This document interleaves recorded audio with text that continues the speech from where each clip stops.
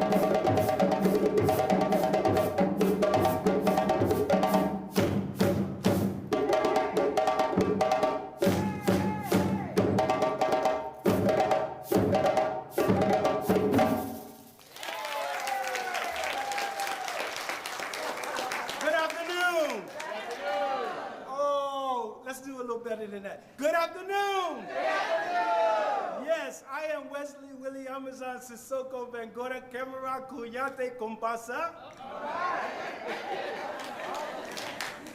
But my mama called me Wesley. So feel free to call me Wesley. Yes? I am representing our family company, SUA African Dance Theater. We are in our 13th year, and we have been serving the Greensboro area ever since 2012. Before it became SUA, from 2005, I believe, yes. But we've been in the community for a while. Everybody repeat after me, say, I go. I go. I go. I go. Say, Ame. Ame. Ame. Ame. When I say I go, you say Ame. I go. Ame. I go. Ame. I'm simply saying to you, can I have your attention? And you're saying back to me, yes, you have my attention, or I am listening, yeah? So that's a language called Twi. Some people say Twi, it's spelled T-W-I. It's from Ghana, West Africa, amongst the Ashanti people and the Akan people who speak the language Twi. In a sophisticated time, like an event like today, it's a sophisticated way the elders get the attention of one another or the children. So if they're running around having fun and you want their attention, in Ghana, all the elders would do is say, Ago. Amen. And the children will stop what they're doing, make eye contact with the elder, and they will listen and say, Amen. And then they have this dialogue. Everybody understand? Yes. But here in the West, we're like, Jimmy, stop, don't, get back over here, but don't touch that. Did not say don't, yeah? Now all you have to, now you know better, you do better, right? So now all we have to do is say to our young people, I go. Amen. I go. Amen. Now when we say it 3 times, it's custom that you clap 3 times like this. Come on. Tap your shoulders 3 times like this. And then we're going to do the latest dance that came out, I think, last week. A little kid showed it to me. If you want to try it, you can. If you hurt yourself, don't blame me. But it's a really difficult dance. I just been practicing it all week for you guys. All right, so you've never seen this before, so it's the first time. I don't know what networks we on, if we're live, BT, I don't know. But here it is. This is a new latest dance, and you can email me to find out more, okay? We do this 3 counts. 3 counts. You ready?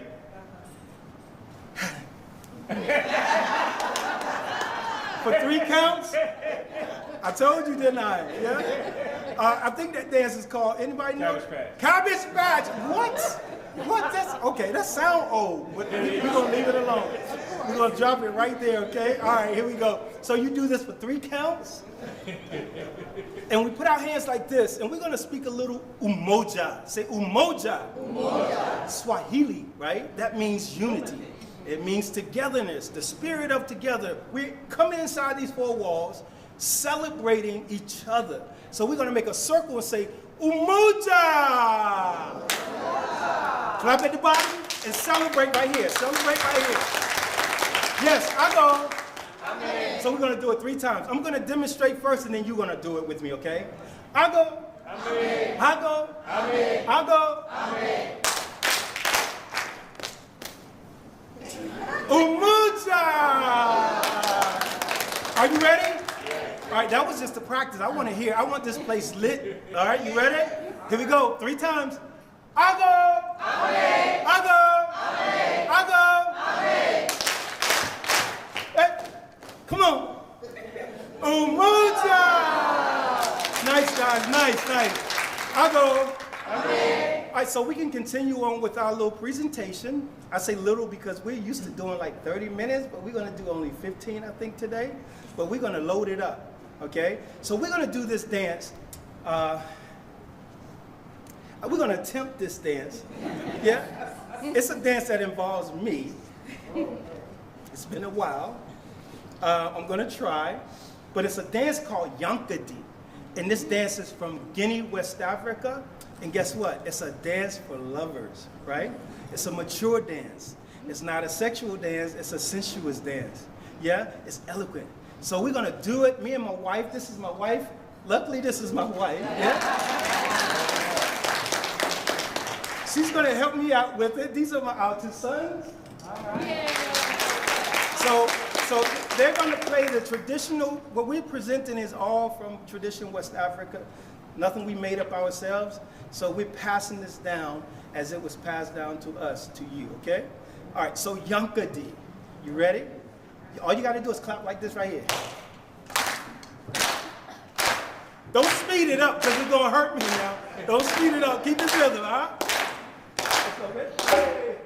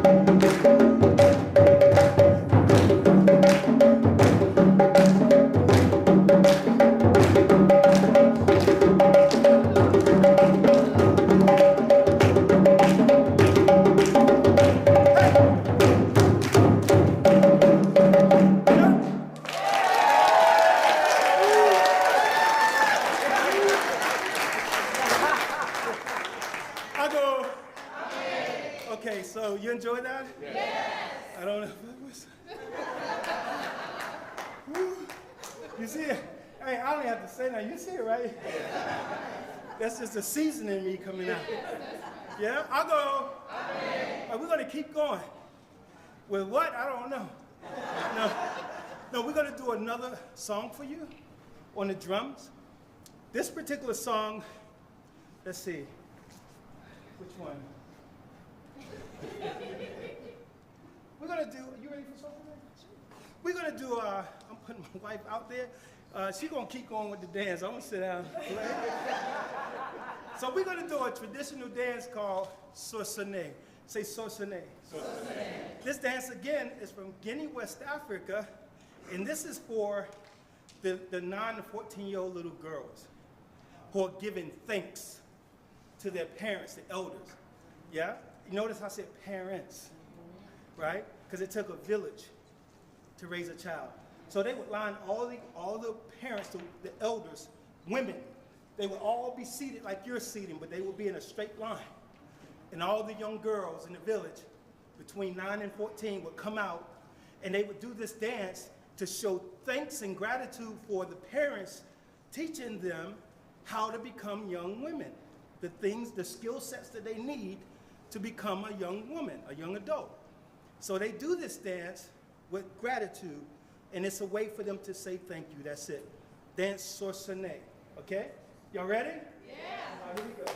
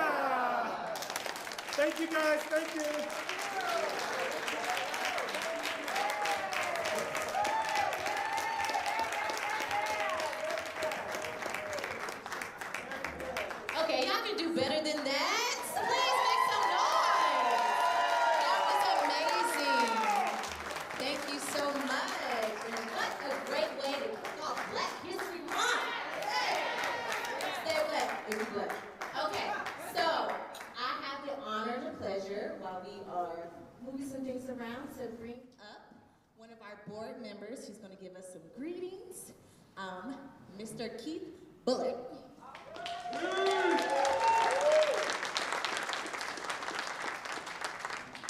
Blessings to all of y'all. How y'all doing? Oh man, this is Truth, Justice, Reconciliation Summit, right? Come on, make some noise real quick. Make some noise. Oh man, this is a blessing to be here with y'all. I am a board member of the Beloved Community Center. I'm an adopted son of the Beloved Community Center, and I'm blessed to always be able to stand in such rich legacy, such rich history. I'm also the Deputy Director for the Union of Southern Service Workers, where we organize, oh yeah, let them hear it, yes. Where we organize service workers all across the South. We know there's 15 million low-wage workers across the South that are making less than $15 an hour, and we know that you cannot get a one-bedroom closet on making $15 or less, right? And so we are proud to be able to be a part of the Beloved Community Center. It's rich history, it's rich legacy, and the amazing possibilities and the future that it has, right? Come on, make some noise for Beloved real quick. I am also blessed to not be the only board member here, all of the other board members that are here. It is a blessing that for us to be here. And one thing that we ask in this time, in this summit, is that if there's any questions or any input, anything that you want to be able to pour in into the community center, please reach out. This is what we are looking for, because there's no place to get better wisdom than at a Truth, Justice, Reconciliation Summit, right? Right? So I'm here just to bring short greetings to you all, representing the service workers across the South that are blessed to be able to say we are all a part of and building this Beloved Community Center.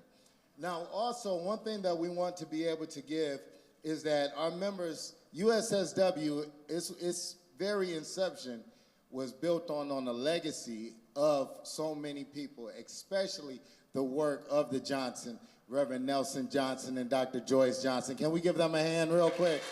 Oh, come on, come on, come on. Yes. It is in that same tradition that Reverend Johnson blessed us with the word community unionism. That says that, hey, our labor on the work is also represents the labor in our community. And that if we can't get rights and better pay on our job, then that has an impact on our community. And so one of the things that we were able to do, and we're blessed to be able to give this to Mama J, Dr. Joyce Johnson, and it says, we want to create something beautiful, something new, where the dignity and the worth of the enormous unrealized potential of so many people, especially Black and brown, are affirmed and realized and actualized. These are the words of our dear Reverend, in his legacy, all-powerful Reverend Nelson Johnson. Make some noise for him, y'all. Make some noise. And so there's no better way to kick off, especially in the times that we're in. Now more than ever, we are needing truth, justice, and reconciliation. And we need guidance to be able to get us there, y'all. So I'm blessed to be here with y'all, and I'm looking forward to us digging in, strategizing, and organizing the South, y'all. Make some noise.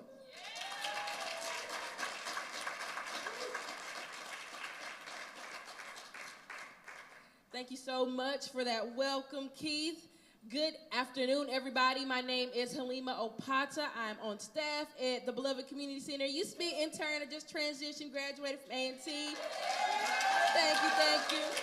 But welcome to the 2026 Truth, Justice, and Reconciliation Commission Summit. We are so happy to have you all here.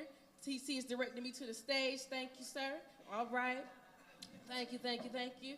Y'all can see me now. I know I'm a little short. But thank y'all so much. We are kicking things off today with our youth mock trial, putting the North Carolina education system on trial. We have participants from 8th grade all the way up to college that have been working on this since about August of last year, and we are so proud of them. Please give yourselves and them a round of applause. They've been working so hard, and we hope that you all enjoy our trial today and that you take something away from it. And yeah, without further ado, we'll get things started. Oh, yes, and I'm sorry, we'll have greetings from Bennett.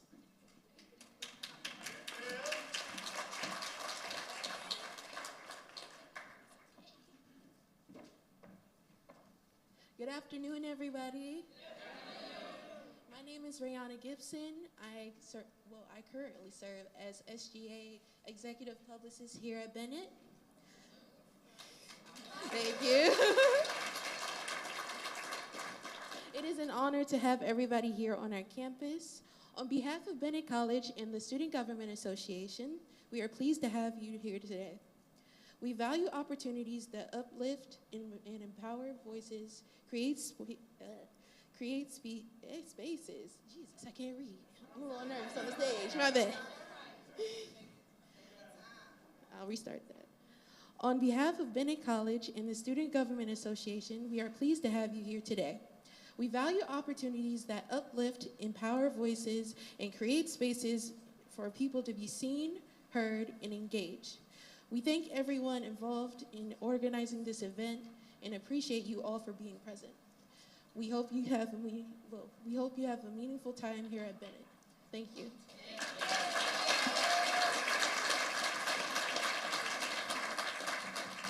Thank you so much. Before we do get started, I would like to say that if you've been selected for jury duty, please come to your posts up here at the front of the room. I think we're just missing about one or two. Yes, Mr. Tom. I think that's about all we're missing. Yes? Yes, and Reverend Allen? Yes. Thank you so much. And at this time, can mock trial participants please go to your positions, witnesses, go to your table, and attorneys and judge, please join us on the stage.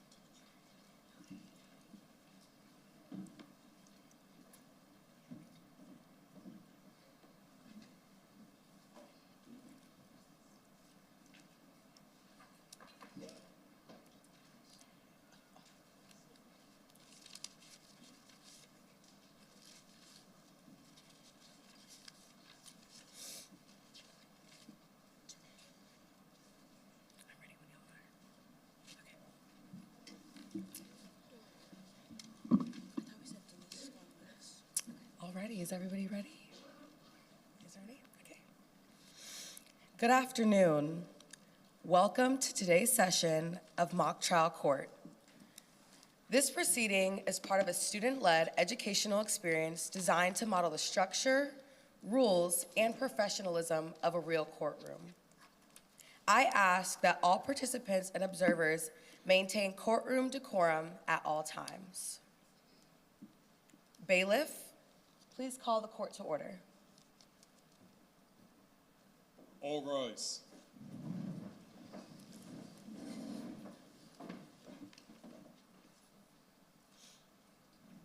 Hold on a second.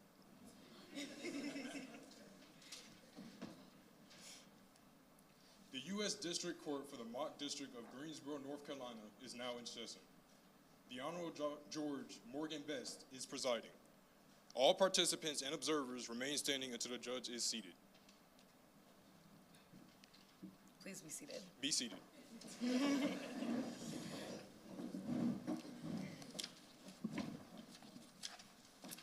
The court is now in session.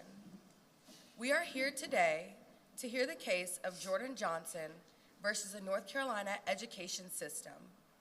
Counsel, are both sides ready to proceed? Yes, Your Honor. Yes, Your Honor. Yes, Your Honor. Alrighty. At this time, the bailiff will swear in all witnesses. Please stand and raise your right hand. I'll stay here.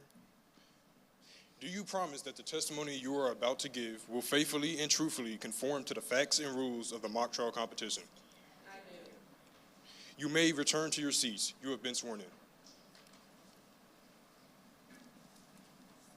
Alrighty, so before we proceed with opening statements, we're gonna have both the plaintiff and the defense introduce themselves. So plaintiff, you may proceed. Greetings, Your Honor, and members of the jury. My name is J.L. Garbin, and I will be directing Dr. Brenton Ula and Janae Graves. I will also be cross-examining Jay Riley and Saul Goodman in delivering the opening statement. Thank you.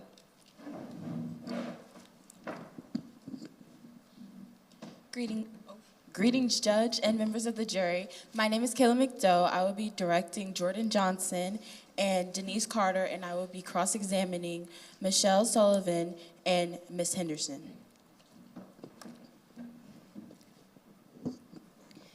Greetings, Your Honor, and the jury. I am Yali Swindell, and I will be directing the teacher, Mrs. Henderson, and who am I doing again? And Saul Goodman, and I will be crossing Dr. Ula, and Jordan Johnson. My name is Miriam Ibrahim, and I am going to be directing Jay Riley and the SRO officer, also known as Michelle Sullivan. And I'm also going to be crossing Janae Graves and the previous school counselor. I will also be directing the closing statement. Witnesses, you all also can introduce yourselves.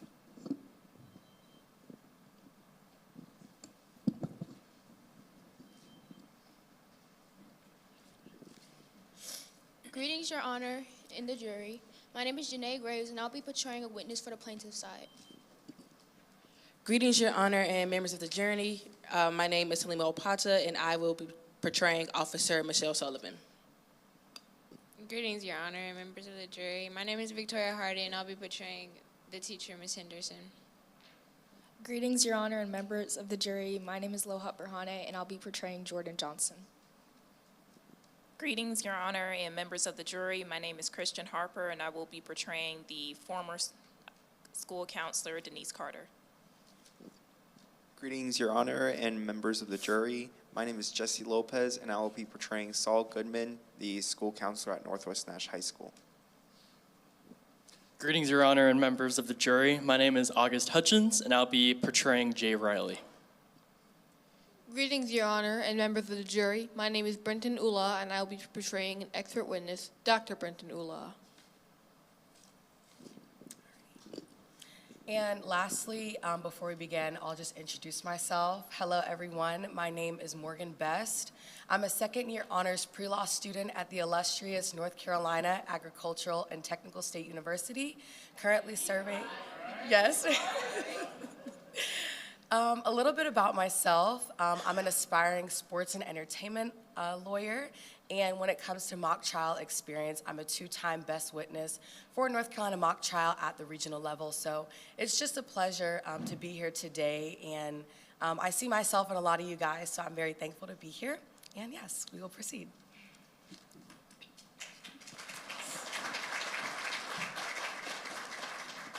Okay. So without further ado, we will now begin with opening statements. Plaintiff, you now may proceed. Yes, Your Honor.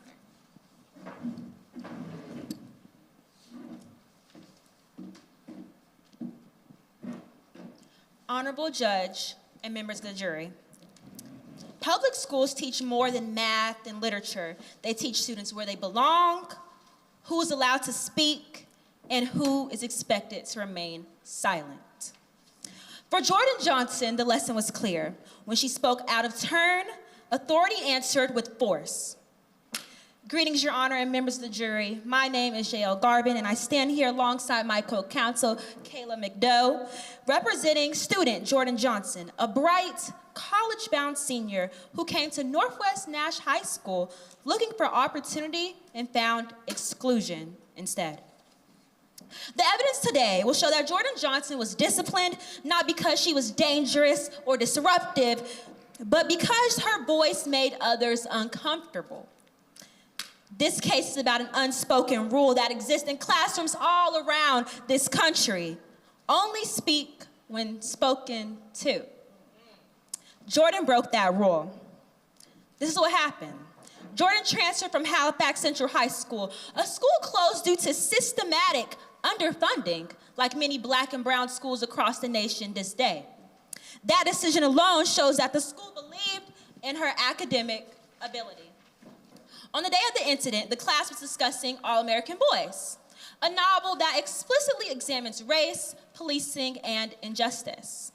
Jordan did what advanced placement students are taught to do. She connected to the text with real life, she challenged ideas, and she engaged critically, like all students are supposed to do. But when Jordan spoke, she was publicly corrected. When she continued, authority escalated. She was not violent, she was not threatening, she was not refusing to learn. Yet, she was escorted out by a school resource officer in front of her peers, who then recorded the video, made this a viral moment. And that is why, another reason why we are here today. That removal did not just end the harm. A video circulated, labels followed Jordan Johnson, and she was suspended under the zero tolerance policy. She missed instruction, her GPA, grade point average, dropped, and her college trajectory was now jeopardized. She couldn't receive recommendation letters, and again, that GPA. Sometimes all they're looking at are those grades, and she had no guidance. And no one stepped in to protect her education. Absolutely no one. Not her school counselor, not the teachers. She was left alone. Today, the plaintiffs will bring forth 4 witnesses.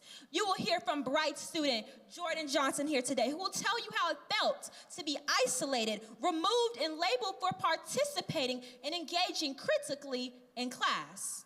You will also hear from Janae Graves, a student witness who can testify to these same experiences and witness this. You will hear from Denise Carter, Jordan Johnson's previous school counselor, who can testify to her brilliance, intelligence, and stellarness. And you will also hear from Dr. Brenton Ula, an expert in racial education equity analysis, who will explain how Jordan's experience fits in a broader pattern of disproportionate discipline across the United States for black and brown students. Now, the defense will say this was about order, it was about rules, it was about disruption. They'll bring you a teacher who will try to say assumptions and escalation replaced her guidance. She was trying to maintain order and protect everybody. You'll hear from Officer Sullivan, who will admit that they were not there during the discussion, and they did not investigate, and they removed Jordan without her being an immediate threat. You'll also hear from a school counselor who will acknowledge that he failed to do his job as no academic recovery support under her suspension. It was under review, meaning she was outside of class until they told her she would be expelled or not. But rules should not punish engagement. Order should not come at the expense of dignity, and education should not require silence.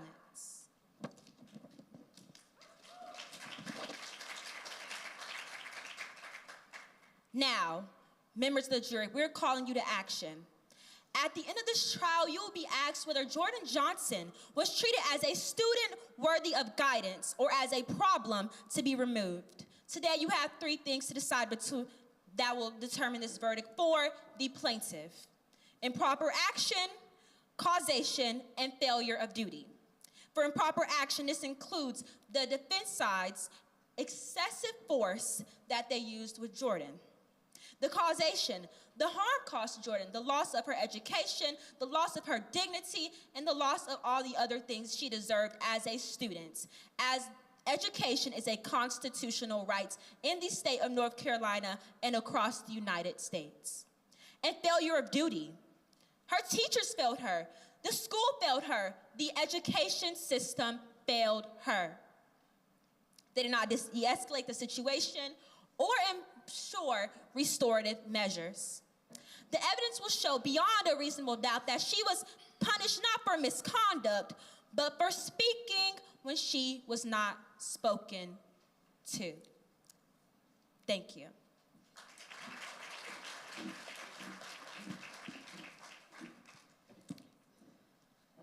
Thank you. Does the defense have an opening statement prepared? Yes, Your Honor.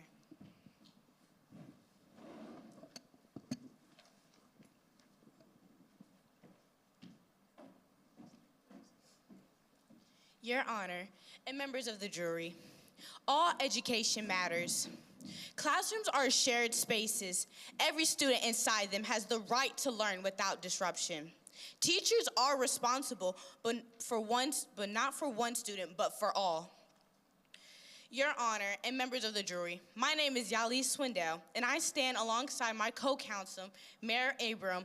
We are here today to represent the North Carolina education system, the defense in this case. Educators and administrators are tasked with maintaining a learning environment for every student in that classroom. This case is not about silencing Jordan. It's about protecting the education for everyone, including hers. The evidence will show that the defendants acted responsibly, professionally, and within their roles to maintain order when redirected failed. Education did not belong to one voice. All education matters. Jordan Johnson was placed in AP English class because the school believed in her ability, but an AP classroom still requires structure. One day in question, the teacher attempted to redirect the discussion back to the lesson. Jordan continued speaking. Introduction stopped. Other students could not learn. At that point, the teacher sought assistance to restore order, not to punish Jordan, but to allow the class to continue. The school resource officer did not arrest Jordan, did not threaten her, did not criminalize her. She was removed temporarily so learning could resume. The witnesses you will hear from. You will hear from Ms. Henderson, who will explain her responsibilities to manage discussion and protecting all students' learning time. You will hear from Officer Sullivan herself, who will testify that she followed standard procedures and used minimal intervention. You will hear from school administrators who will explain that disciplinary policies was applied constantly, not selectively. And you will hear from expert Jay Riley, a North Carolina education curriculum specialist and education policy analysis. The plaintiffs will ask you to interfere intently, but there will be no evidence of racial slurs. There are no evidence of targeting, no evidence of bias. Discomfort does not equal discrimination. The case asks whether educators acted respectfully and responsibly under real classroom conditions. The evidence will show that they did. Thank you.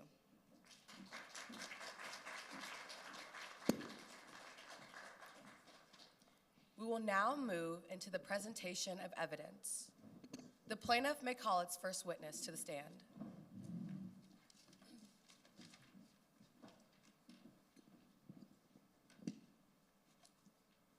Your Honor, I would like to call Jordan Johnson to the stand.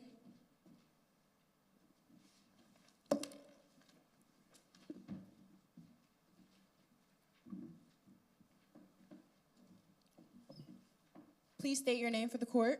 My name is Jordan Johnson. Thank you for joining us today, Ms. Johnson. Can you tell us why you're here?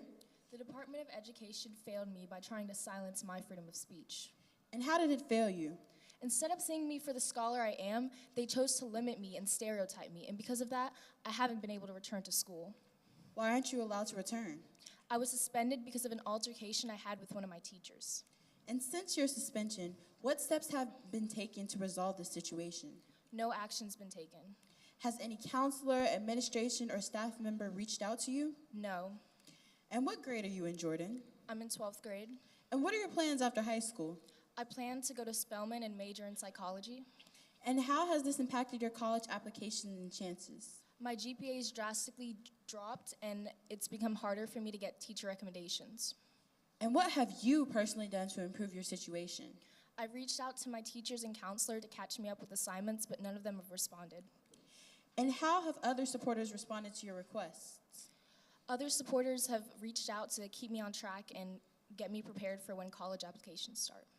So, turning back to the altercation that you mentioned earlier that day, before that day, how did you feel in your AP English class? Well, from the start, I've always felt out of place being the only black girl there, and then she said she was going to cut off books like All American Boys.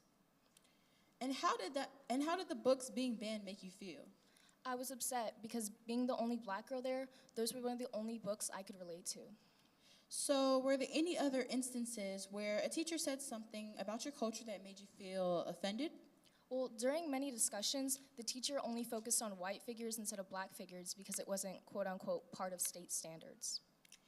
And so, after that confrontation, how did the teacher respond to your comment? She said that I was being argumentative. And what happened after that? I was told to leave the classroom, but I hesitated. Mm-hmm. And how did that lead to the teacher calling the student resources officer? Since I hesitated, she called security. And when the social resources officer arrived, what did she do? She told me to grab my bag and escorted me out without even questioning what happened. Mm-hmm. And going back to what you said earlier, what do you think your teacher meant when she said students like you? Well, being the only black girl in the class, she was implying that black people like me can't keep up in advanced classes. Do you think that being the only black girl in that class contributed to how that confrontation played out? Yes, my teachers always made snide remarks towards my race. Thank you. Your Honor, I would like to approach the witness.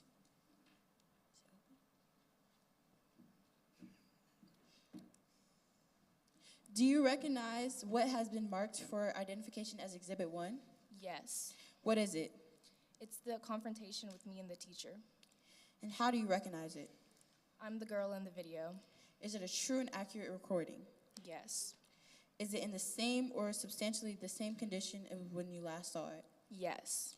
Your Honor, I move to enter Exhibit 1 as evidence. What does the video show? Does the opposing counsel have an objection? No, Your Honor. You may proceed.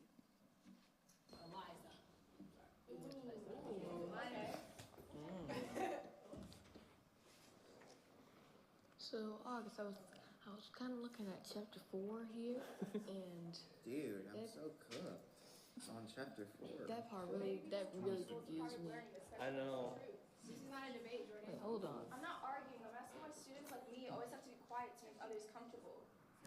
Your behavior will be tolerated, and I might have to call security if you don't leave my room. You can call whoever you want, but this isn't fair. What's not fair? Your attitude is the reason why this is happening. Your attitude is the reason why students like you are failing in classes like this. What do you mean students like me? You're disrupting my class, and you didn't leave, so I'm calling security. What for? Jordan just extended our class time by like 15 minutes. On God, bro. Dude, who is you? Ain't nobody talking to you. Doesn't matter. I need officers to let me know. They disrupted my class. You refused to leave. Yeah. Okay. Yes, and new student Jordan Johnson. Okay. Yes, thank you. Okay, bye. Oh, Jordan. What is No. Be quiet, I'm just talking to the topic. You disrupted my class, you raised your voice at me, you're making other students uncomfortable, and you're not leaving my room. Jordan just trying to be different. Miss Henderson, you cannot do this. Jordan, you just trying to be different. You just trying to be different. And you just trying to be racist. What?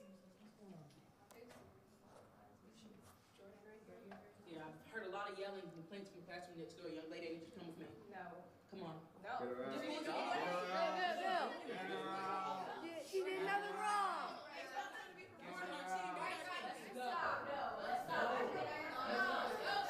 I'm recording.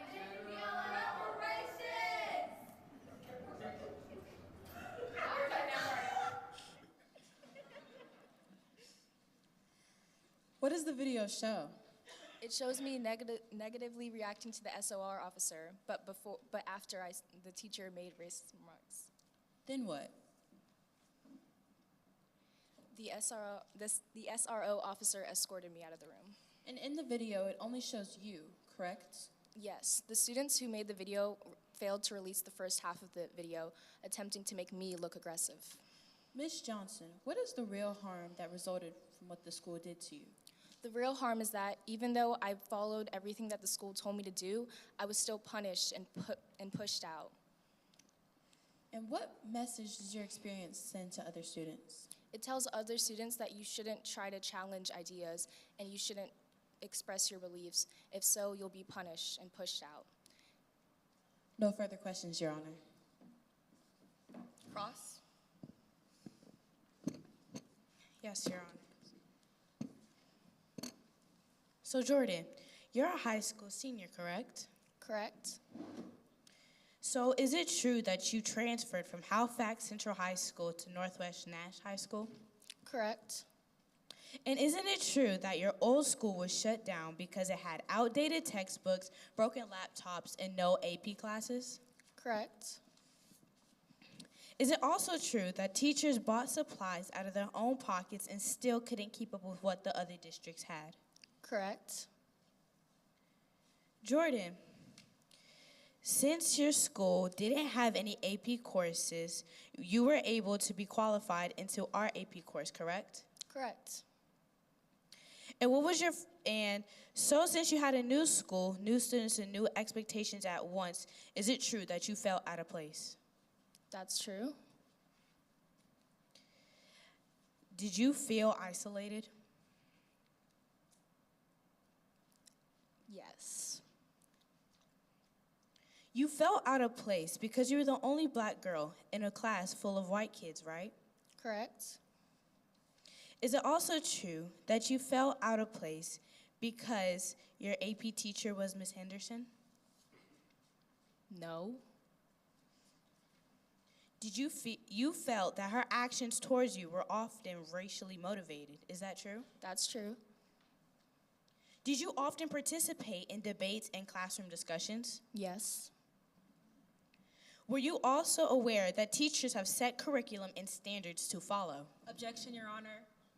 This is outside of witness's scope of knowledge. The witness here today is not an expert witness in curriculum, nor is she a teacher.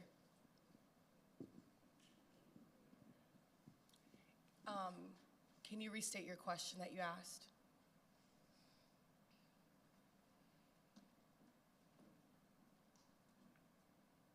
Were you aware that there were certain rules to follow in the classroom? Yes. And you said outside of scope of knowledge. I think the question asks, does she know if the teachers have set curriculum that I heard? I'm gonna overrule it just because I don't think you were asking, about the specific curriculum, just the awareness of it. Is that correct? Yes, Your Honor. Okay, you may proceed. Thank you, Your Honor. During class discussions, when your comments were redirected, did you feel dismissed? Yes. Did this ever frustrate you? To a certain extent, yes. But the teacher never used a racial slur towards you, right? No, but she's made many racial remarks hinting at it. Did she ever tell you specifically that you do not belong in this class? Not word for word. On the day in questioning, the class was discussing All-American boys, correct? Correct. You chose to speak about race and policing, correct? Correct. You continue speaking even after Ms. Henderson tried to redirect the discussion. Is that true? That's true. Did you escalate the situation that day? Yes, after the teacher had first escalated it. So you're saying the teacher escalated it, but you did it after her? Yes. So you were a disruption, correct?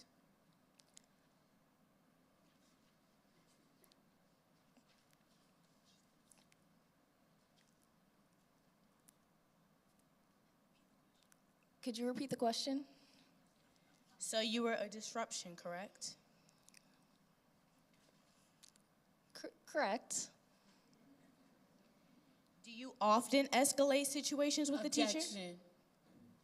The lawyer is speculating. You have no proof that she's a disruption. This was a one-time thing. You're asking her, has she been a disruption multiple times? There's no proof. Do you have a rebuttal? No, Your Honor. Sustained. You may proceed.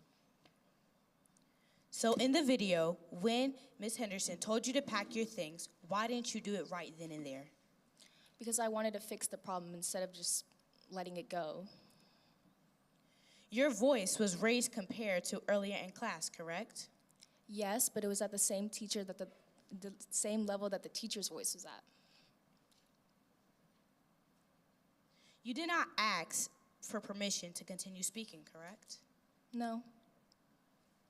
You did not stop when the SRO officer asked the first time, correct? Correct. You testified that you felt targeted, correct? Correct. But Ms. Henderson still never used a racial slur or derogatory names towards you, correct? Objection. Asked and answered. The lawyer has already asked this question. Can you restate your question, please?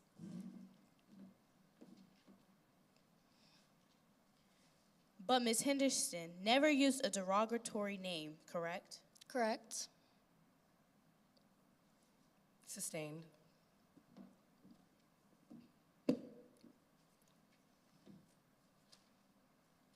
In the video, was it a true and accurate representation of your actions in that segment? No. You agree that the situation became more disruptive after the officer arrived, correct? Correct. You said this incident harmed your GPA, correct? Correct. But grades are based on complete work, correct? Correct, but I was given no work to do after this incident. But no one prevented you from completing work online, though, right? There was no work provided to me to complete. So the discipline didn't cause your GPA to drop by itself, is that right? Not directly. So you would agree that teachers must maintain order in their classrooms, correct? Correct. And sometimes discipline is necessary, right? To a certain extent. No more questions for the witness, Your Honor.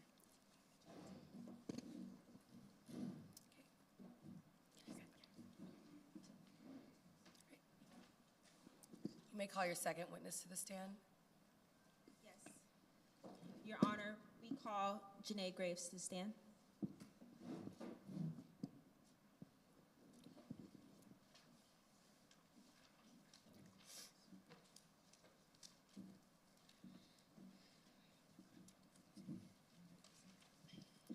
Hi, can you please state your name for the court? My name is Janae Graves. Thank you for joining us today. Why are you here? I'm here to testify as a witness on the plaintiff's side as a student attending Nash County High School. And how old are you, Ms. Graves? I'm 17 years old and I'm a high school senior. Oh, wow. So you're about to graduate. That's exciting. Considering that, how would you describe yourself as a student? I'm an AB student in honors, AP, and dual enrollment courses. As a student, I'm actively engaged and determined through my work ethic. And what about the high school you attend? I attend Nash County High School. Do you have any specific goals or dreams relating to your education? Yes, I plan to attend North Carolina A&T State University, where I will study criminal justice. Every class I've taken so far has been a part of my plan to get there, as I've made sure to take APs and dual enrollment that align with my desired major. So you are a bright student. So speaking of those academic plans, let's talk about the AP courses you enrolled in last year. What were those? I enrolled in AP Earth Environmental Science, which was one of my last course requirements for completing my senior year of high school. Towards the beginning of the school year, I was informed by my counselor that I was no longer eligible to remain in the course due to district-wide budget cuts. With it being an AP course, it allowed me to earn college credit. However, not being able to take it meant that I would be placed in a freshman focus class. And What happened when you were told that the AP course had been eliminated? I felt very let down and confused. That's understandable. Did you fully understand why this happened? No, I never got the chance to fully understand it. They just told us they didn't have the money, but I still continued to ask for alternatives. Speaking of those alternatives, what options did you end up asking for? I asked if the course had an available alternative at my community college or if I would be able to take it as an honors course instead at my high school. And what impact did this have on your relationship with the school staff? This led to a lot of miscommunication. As I continued my search for alternatives, staff members were dealing with other students and obligations, so I felt invisible within my own skin and felt as if my situation wasn't being taken as seriously. You mentioned earlier that this course was tied to your graduation plan. What happened to your academic standing after losing this course? My GPA dropped way below than I expected. Suddenly, it felt as if I was letting down the person I had worked so hard to be. Could you tell more about how this impacted your confidence about the college application process? Yes, this decreased my confidence while applying to my dream institutions. I began to question if I remain eligible for many honors programs and scholarships.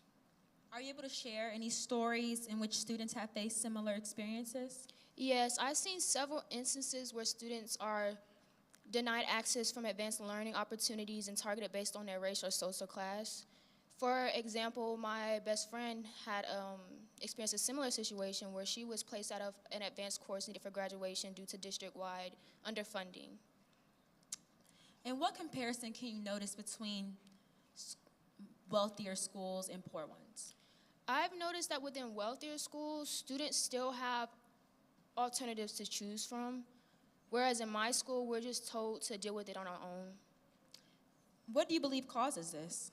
I believe this is caused by the state failing to follow the Leandro decision, seen through underfunding and allowing budget cuts within certain districts. As a result, basic educational rights are stripped away from students. They often lack quality education and safe learning environments. How else has this experience altered you personally? I've struggled to focus on my dual enrollment coursework as well as maintaining extracurricular activities outside of school. In your own words, why does this matter so much? This matters so much because I believe that we all deserve a fair chance and a hopeful future. It wasn't just about the class, it was about losing confidence, motivation, and opportunity. As students, we shouldn't be fighting for the same education, fighting for equal educational rights as others, especially if we are equally capable and deserve to be challenged academically. So, why did you, Janae Graves, testify today? I testified because I want people to understand that students like me aren't seeking special treatment. We're just asking for the same chances other students get. I don't want anyone else to feel the same way I did, like our dreams don't matter simply because our district doesn't have the money to keep the door open. No further questions, Your Honor.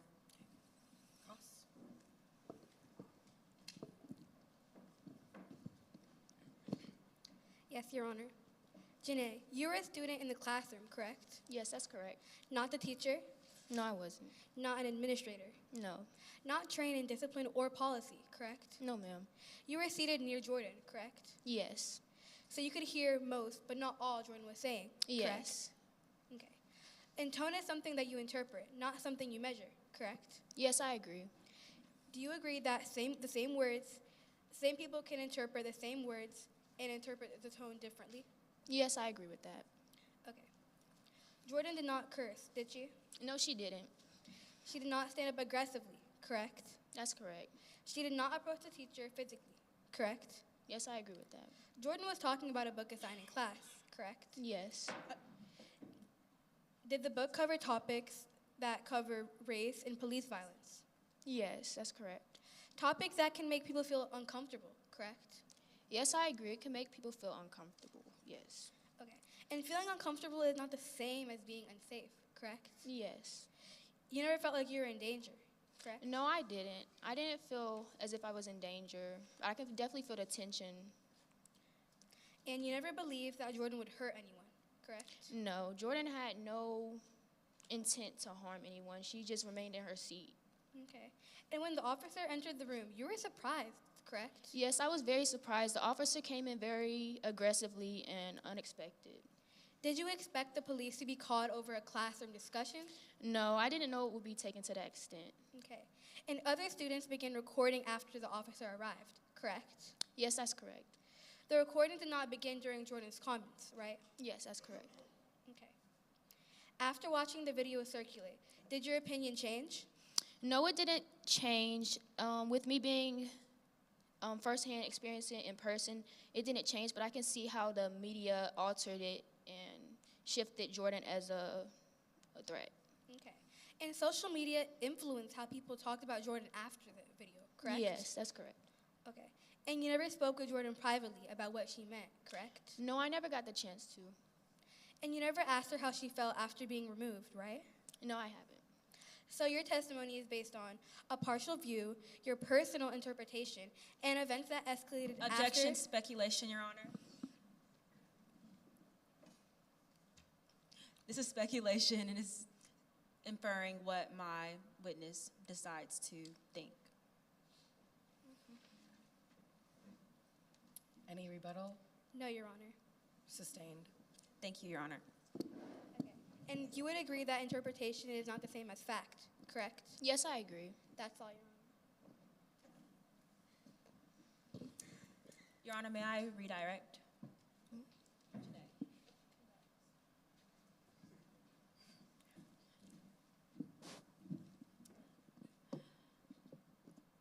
Ms. Graves, why did this matter, although you never spoke to Jordan Johnson after this herself?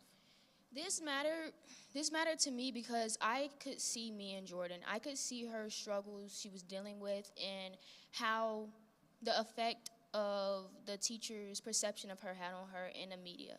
I believe that we all deserve to be treated equally, and we shouldn't be looked at as differently based on one instant, based on one altercation.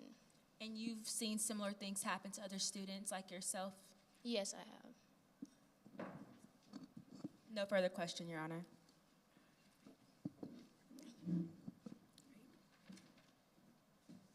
You all can call your next witness to the stand. The plaintiff would now like to call Dr. Brenton Ulaw to the stand.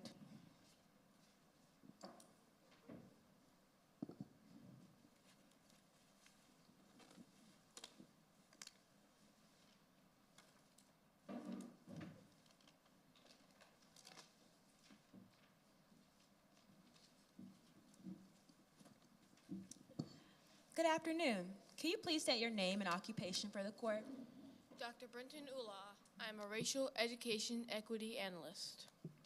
Great to know. So why are you here today in relation to your occupation? I am here to provide my expertise in the unfair treatment and educational deprivation of plaintiff Jordan Johnson. What pushed you and inspired you to go into racial education equity analysis? Throughout the years, I have seen and heard of bright, optimistic students being weighed down by the stereotypes that exist within public education. I am here to help make a difference in how each student is treated based on things that are out of their control.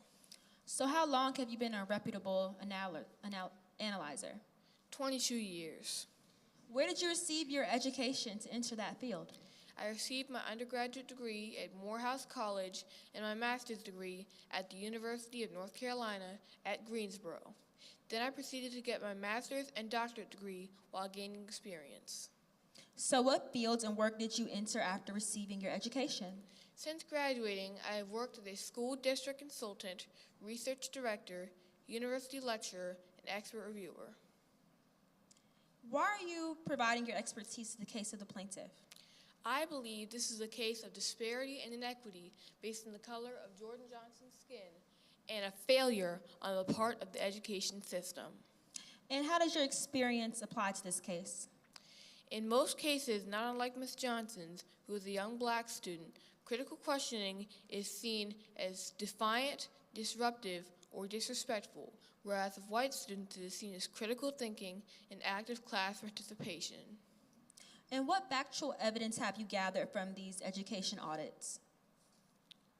Could you please repeat the question? Yes. What evidence have you gathered in the education audits and just your overall analysis?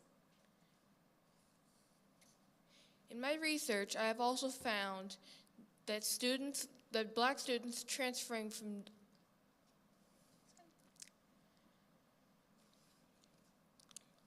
In my research, I have also found that black students transferring from majority black schools are routinely placed on remedial tracks despite high grades. And what other things have you found? As well, I found zero-tolerance policies impact black students disproportionately, and schools with fewer resources have lower AP availability, which is then used to justify academic readiness when students transfer to more affluent districts. Based on your evidence, what is the reasoning behind this? Jordan was placed in an environment where she was academically prepared but perceived through a deficit lens due to her school of origin. Her intellectual engagement, especially around issues of race and representation, was categorized as disruption, a phenomenon thoroughly documented in educational research regarding black female students. Thank you. Dr. Ula, why do you believe that Jordan's case is one of racial disparity rather than a simple classroom disruption? Well, research on race consistently shows that black girls are 6 times more likely than white girls to be disciplined for subjective infractions. Students transferring from low-wealth, high-poverty counties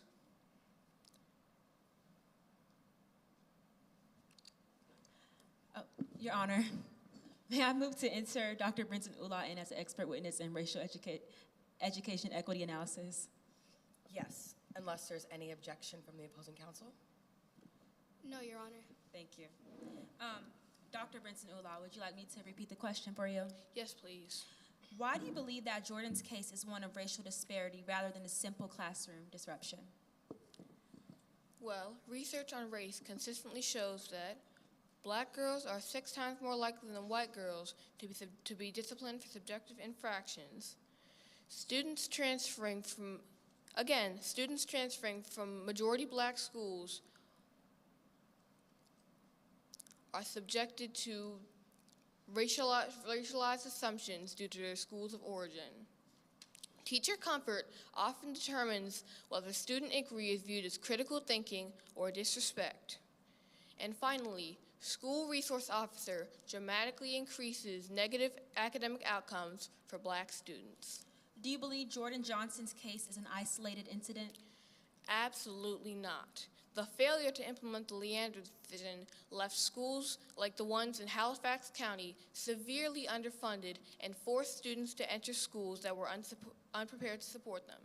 This encouraged racialized assumptions about students from low-wealth, high-poverty counties.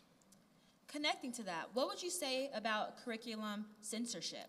Curriculum censorships and book bans intensify conflict for students who try to bring marginalized perspectives into classroom discussions.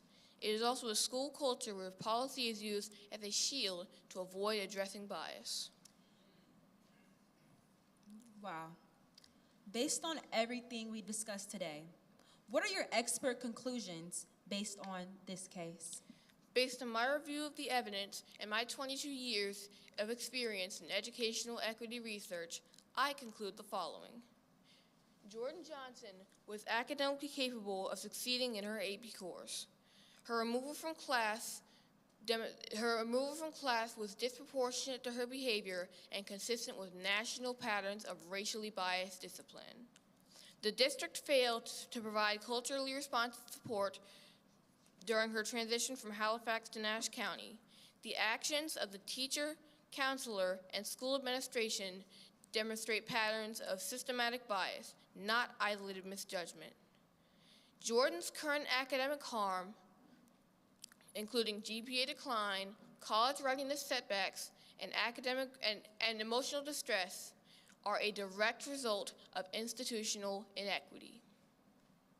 Overall, what does this tell you, Dr. Brenton Ula?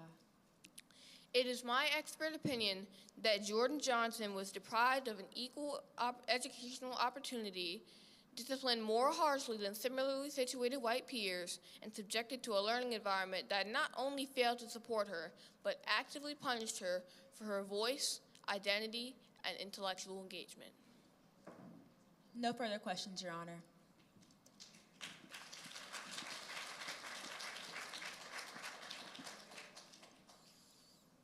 Cross-examination? Yes, Your Honor. Dr. Ula, are you currently a K through 12 public school teacher? No, I am not. So, have you been a full-time public school teacher in recent years? No, I have not been. So, you did not spend your entire education in public schools, correct? Correct. Portions of your education took place at home or other academic institutions, correct? Objection, Your Honor. Relevance? May I be heard? Dr. Benson Ula is here as an expert witness, and this is not within relevant of the case. This is about his analysis on the case, not his personal life.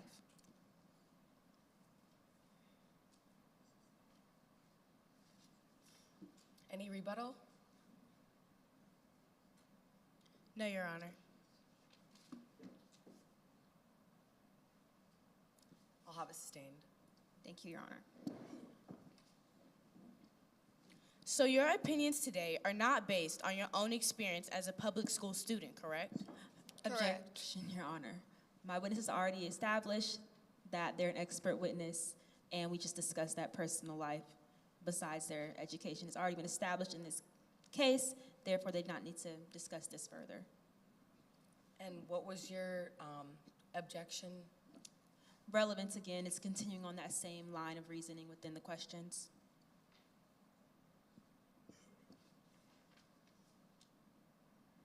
Sustained. Thank you. You were not present in Ms. Henderson's classroom, correct? Correct, but I did review the video and evidence that was given to me. You did not hear Jordan Johnson's tone yourself, correct?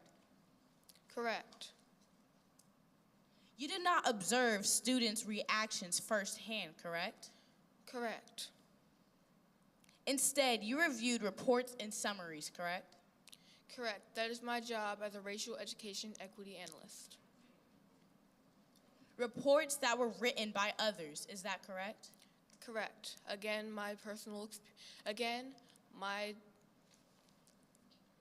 that is what my career has led me to. You study national patterns, is that true? Correct. Not individual classroom dynamics, though, is that right? Correct. Those patterns involve large data sets, is that true? That is true. So they do not tell you what a specific teacher intends in a specific moment, is that correct?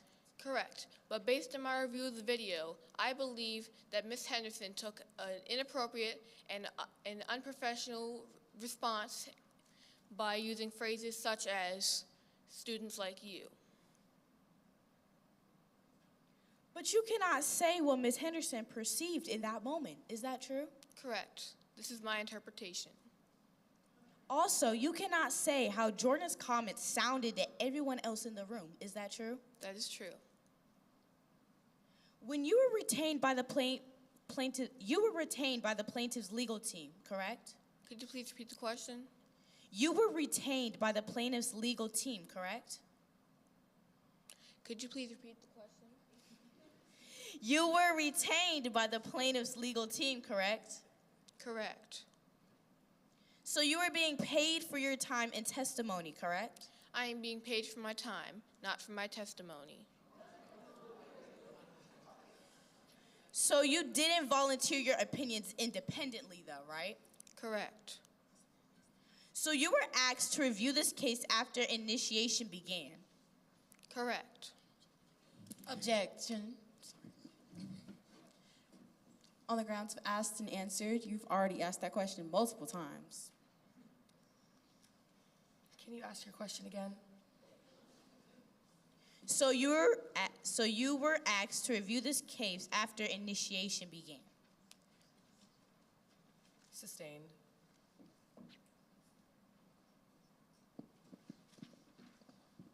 Your role here is to support one-sided theory, correct? I have done thorough research on both sides, but yes, I am here to support one side. Do you agree that discipline decisions are sometimes necessary to maintain order? Yes, but I again believe that Ms. Henderson took an inappropriate response and approach. And you agree that educators must make real-time judgments, correct? Correct. Your research does not eliminate the need for teacher discretion, though, right? Correct. So you cannot say that any discipline of a black student is automatically biased, though, right?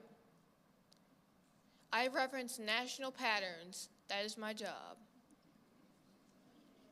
And you cannot say bias was the only possible explanation here, though, right? Correct. Ultimately, your opinion is that Jordan's experience resembles a pattern, though, right? Correct. But resemblance is not a proof of intent, though, correct? Correct. No more questions for the witness, Your Honor.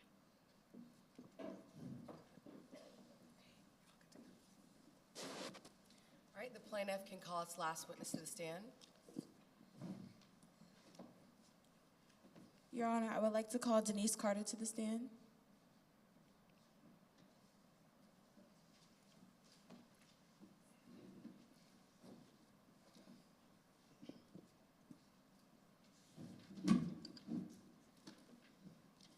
Please state your name for the record. Denise Carter.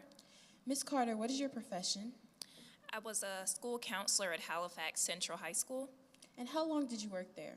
From 2013 until the school closed in early 2024. And what is your educational background?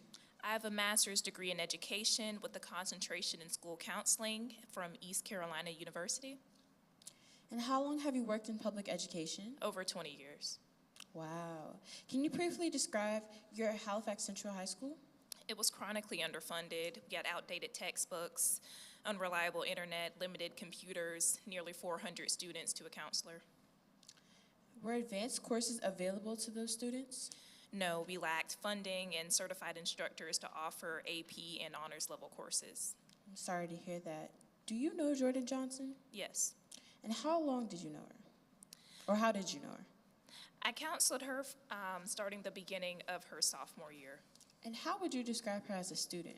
She was motivated, capable, and a strong contributor to classroom discussions, especially around history, literature, and social justice.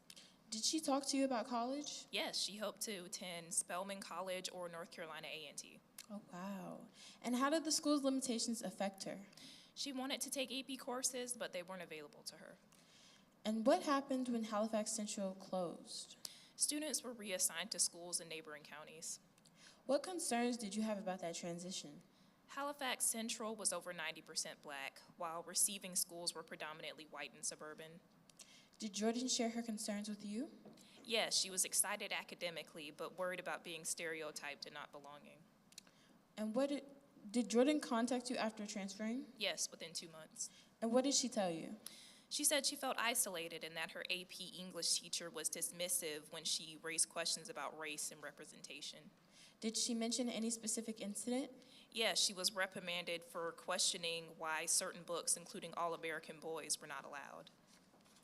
And did you become aware of Jordan being removed from that class? Yes, I saw the video online. Did that video reflect the student that you knew?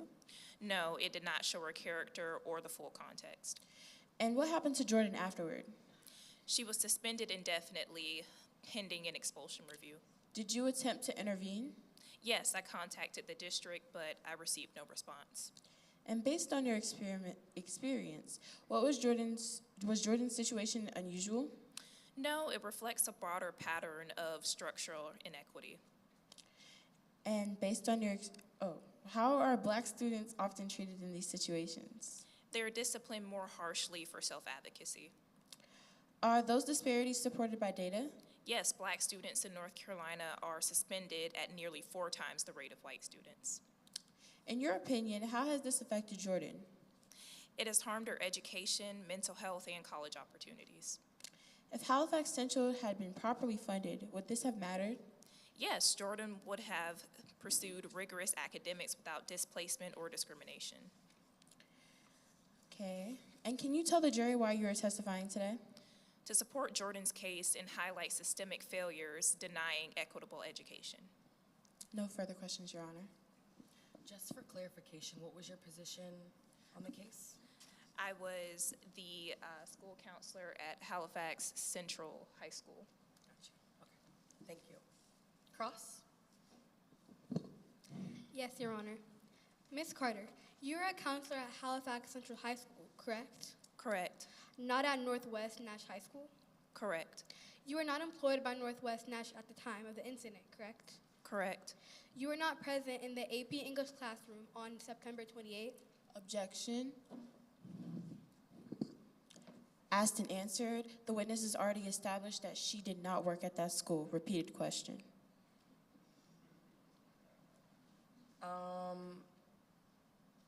Overruled. Continuing. You did not witness the interaction between Jordan and Ms. Henderson firsthand? No, I didn't. You did not hear the tone of that exchange? No. You did not observe how other students reacted in that room? No, I did not. Okay. And your knowledge of what happened comes primarily from Jordan's account, correct? Correct. And from a short video clip circulating online? Correct. And that video did not include the entire classroom discussion, correct? Correct. You did not speak with Mrs. Henderson before forming your opinion, right? No, I did not. And you did not interview other students in the class? No, I did not. You did not review Northwest Nash's internal disciplinary investigation? No, I did not. Okay. And your role at Halifax was academic counseling and student support, correct? Correct. You are not an expert in classroom management policy? No, I'm not. You are not certified in AP curriculum compliance standards for Nash County, correct? No, I'm not. And you do not oversee zero tolerance enforcement in Nash County, correct? No, I don't. You testified about statewide racial disparities in discipline, correct? Correct. That data reflects large groups of students, right? Correct. It is not determined what happened in one specific classroom on one specific day, right? Correct, but single incidents usually tend to follow patterns, so we need to look at the patterns. Okay. And you cannot state from personal knowledge that Mrs. Henderson acted out of racial bias? Objection. The witness is an expert witness. She's not an expert witness. She cannot answer some of these questions.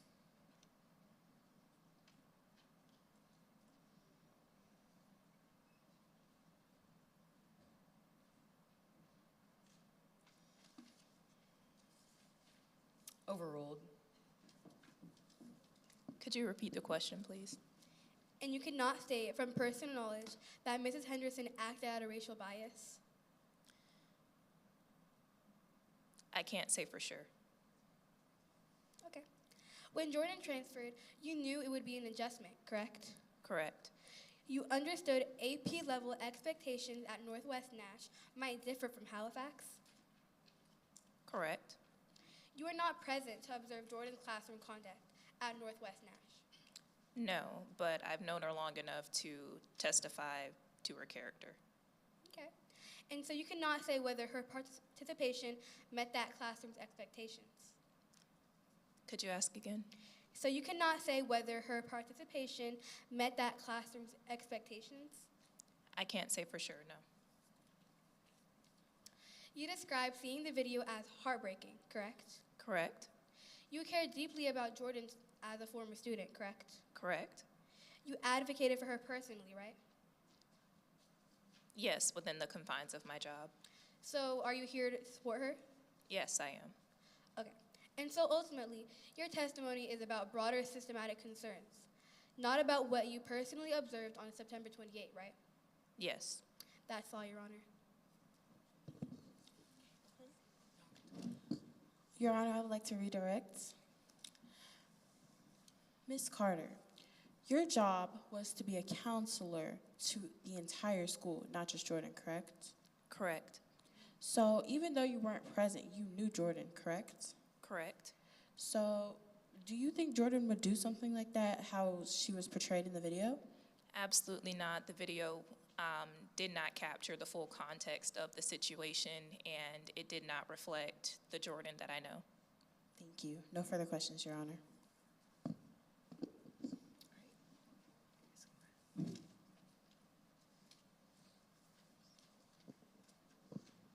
We would like to call Mrs. Henderson as our first witness.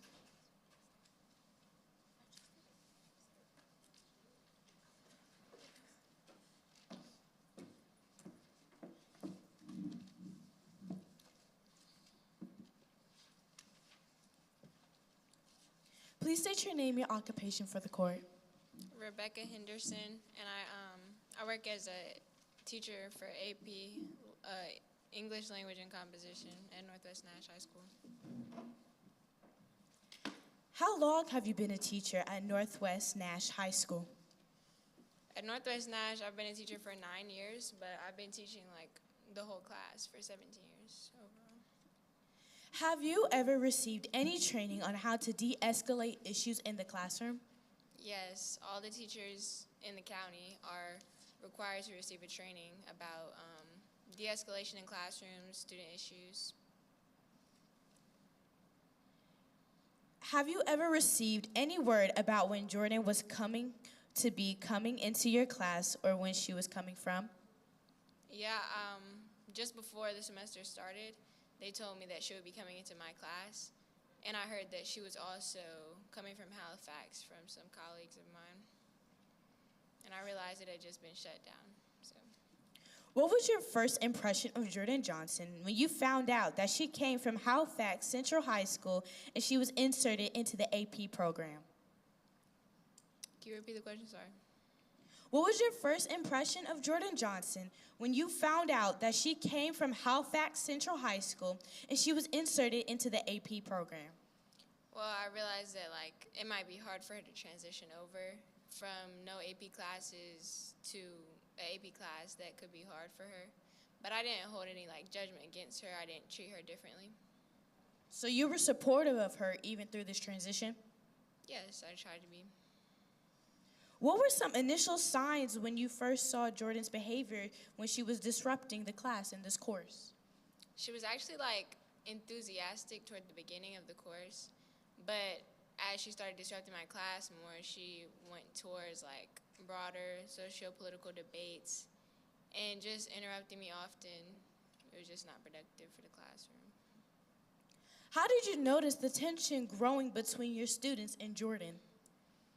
Many students would come up to me actually after class and say like they felt uncomfortable with the topics we were talking about, that not the topics of my class, but the topics that she would bring up or interrupt my talking with.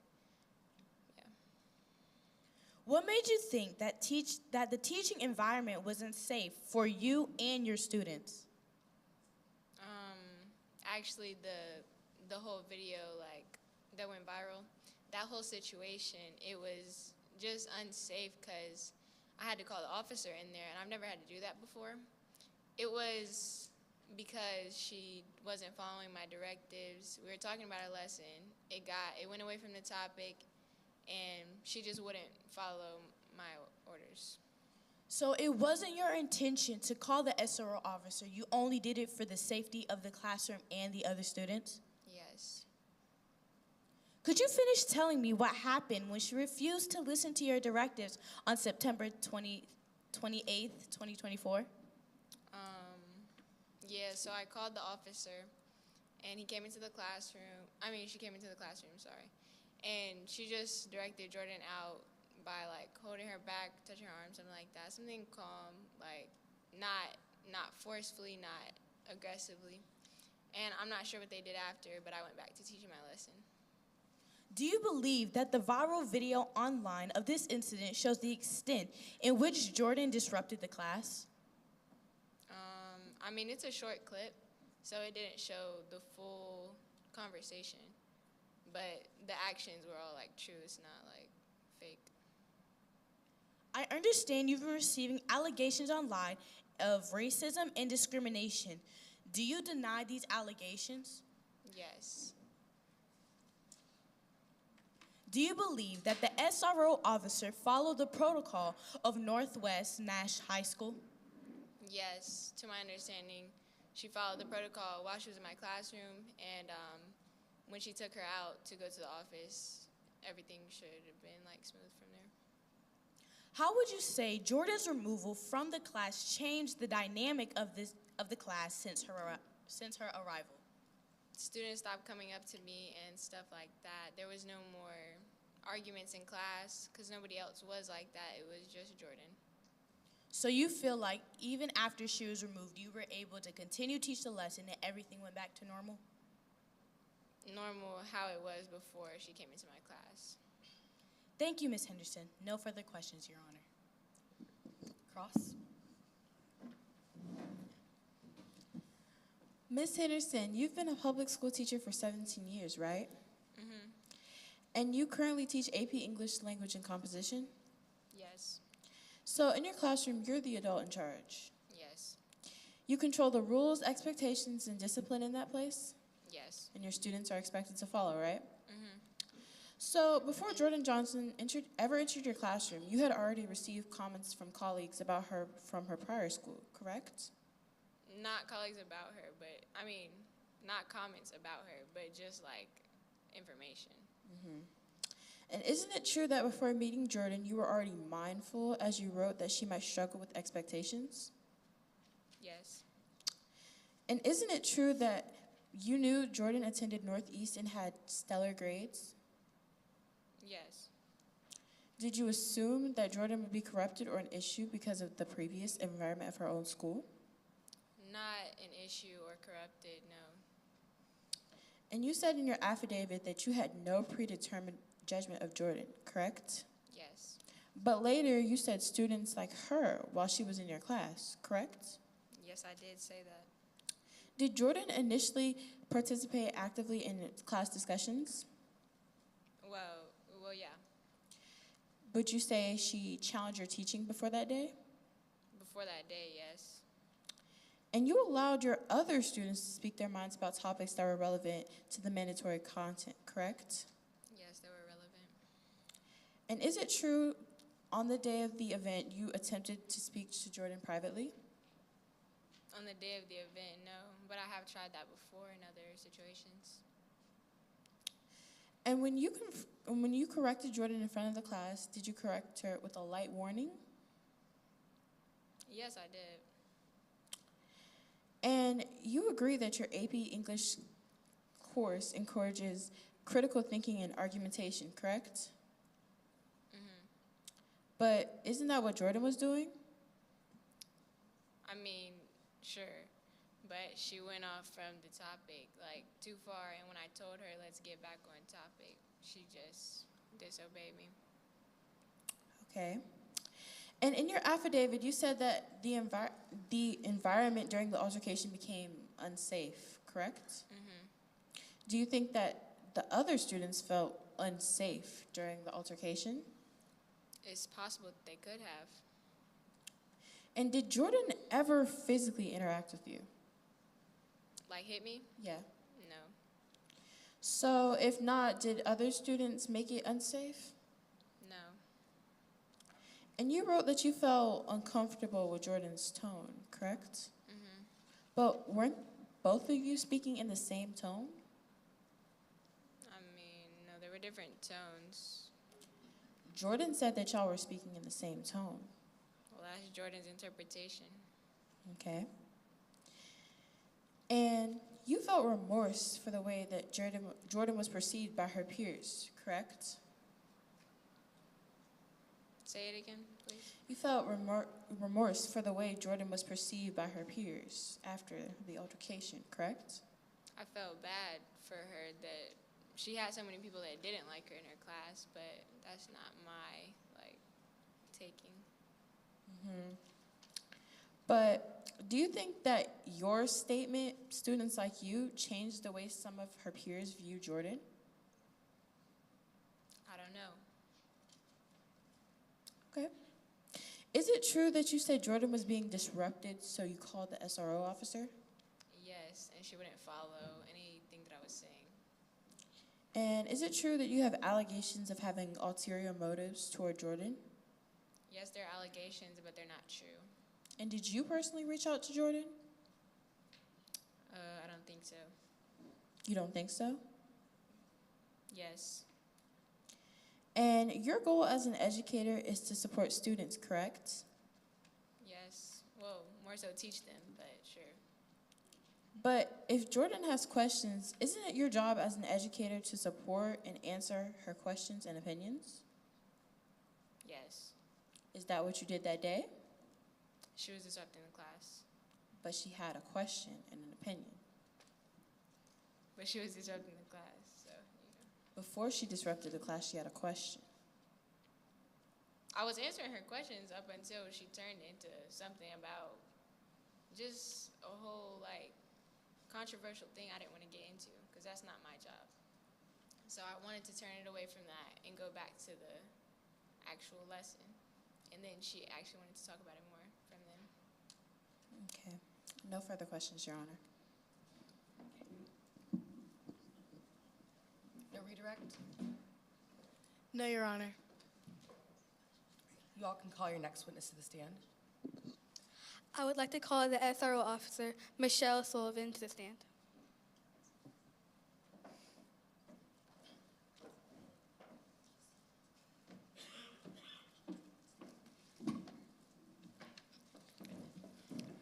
Please state your name for the court.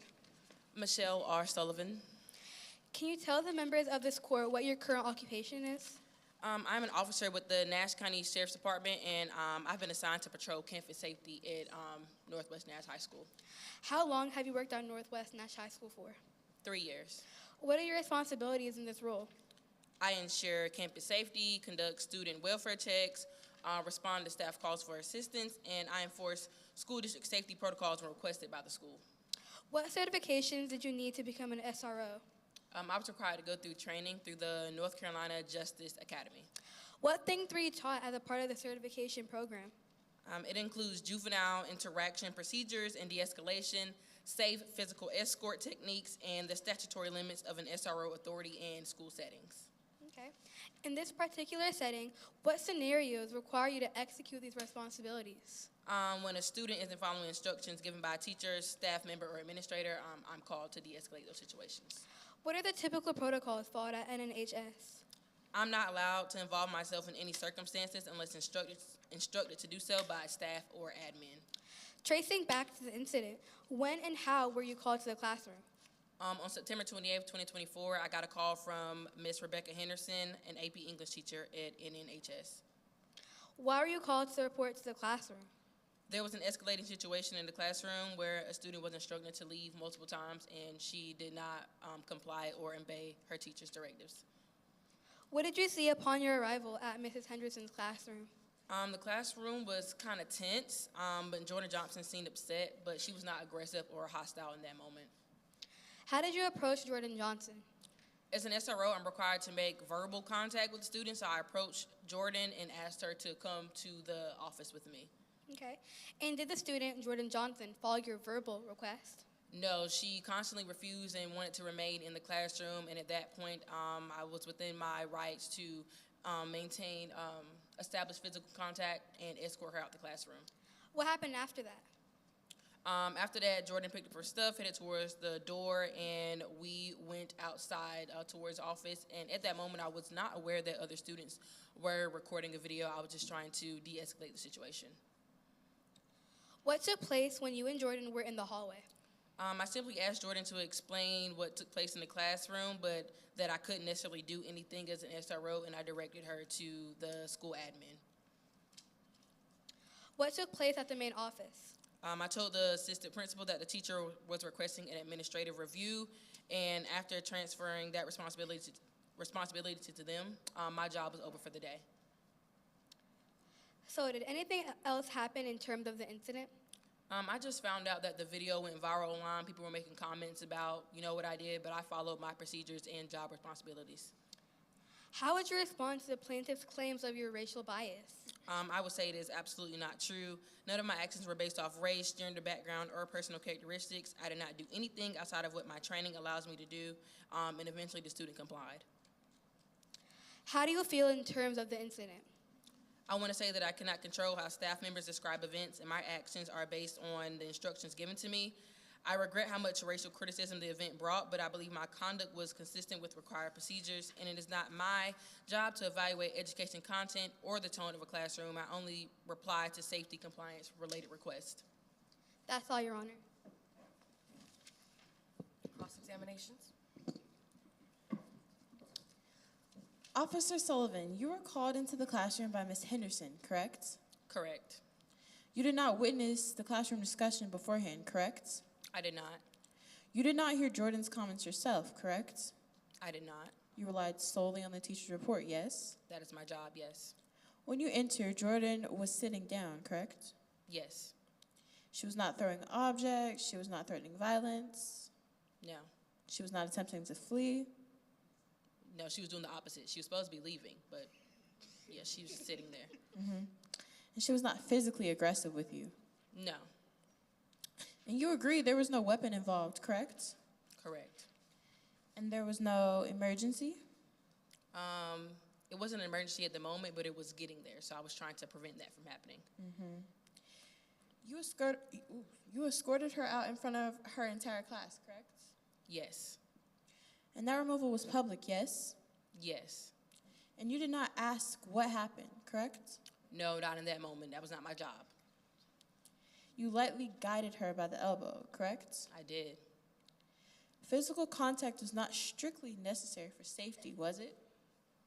After several verbal requests, it became necessary when she did not comply. Mm-hmm. And you understand that your presence could escalate a situation, yes? I don't understand perception of my presence, but I am solely there to de-escalate situations. It's not my job to interpret people's perception of me. But you understand that students of color might take that the wrong way, correct?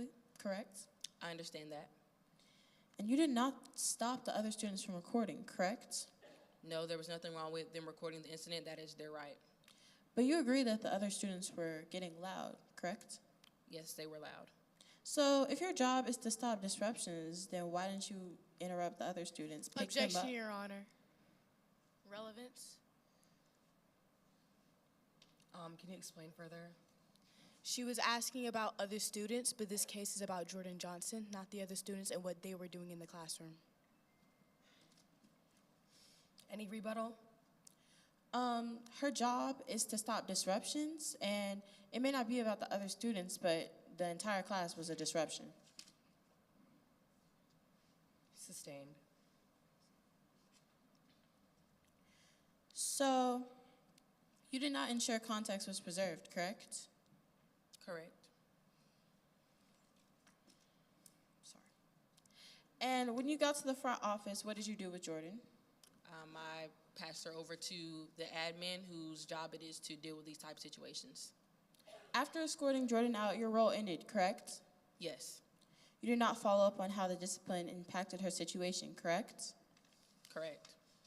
So your involvement removed a student from class without investigation, without threat, without mediation? Right, I'm not a detective. I'm just the campus patrol. And once law enforcement enters the classroom, you understand the damage is already done, correct?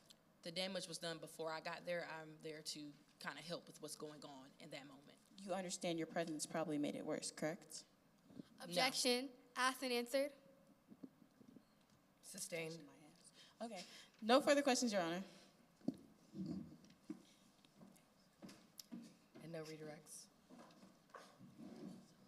All right, the defense can call their next witness to the stand. I would like to call Jay Riley to the stand.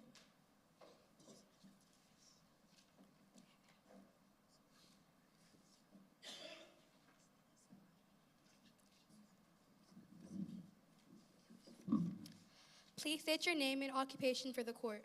Yes, my name is Jay Riley. I'm a North Carolina Education Curriculum Specialist and Education Policy Analyst. How long have you worked in public education? Over 22 years. Please briefly describe your professional background. I have worked with public school districts across eastern and central North Carolina, including Halifax and Nash counties. I have advised on curriculum implementation, instructional compliance, and classroom management standards. What is your current position and what does it involve? I am a senior curriculum and instruction consultant. I support districts in aligning instruction with the North Carolina Standard Course of Study. I train educators, review instructional material, and advise school leaders on curriculum expectations and teacher discretion under state policy. In what areas are you offering opinions today? I will offer opinions on curriculum standards, instructional expectations, and educator authority under North Carolina law. Were you asked to review materials related to State versus Jordan Johnson? Yes. What did you review? I reviewed descriptions of the classroom incidents, teacher and administrative reports, district discipline policies, relevant curriculum standards, and information regarding the students' transfer into the district. What duties do North Carolina teachers have regarding classroom management? Teachers are... Objection, Your Honor. This witness has not been tendered in as an expert in any field to say what teachers are supposed to do, nor are they a teacher. They haven't testified that, at least. And are you able to restate your question? What duties do North Carolina teachers have regarding classroom management? Sustained. Your Honor, I'd like to enter Jay Riley as an expert witness under curriculum. Any further objections? No, Your Honor.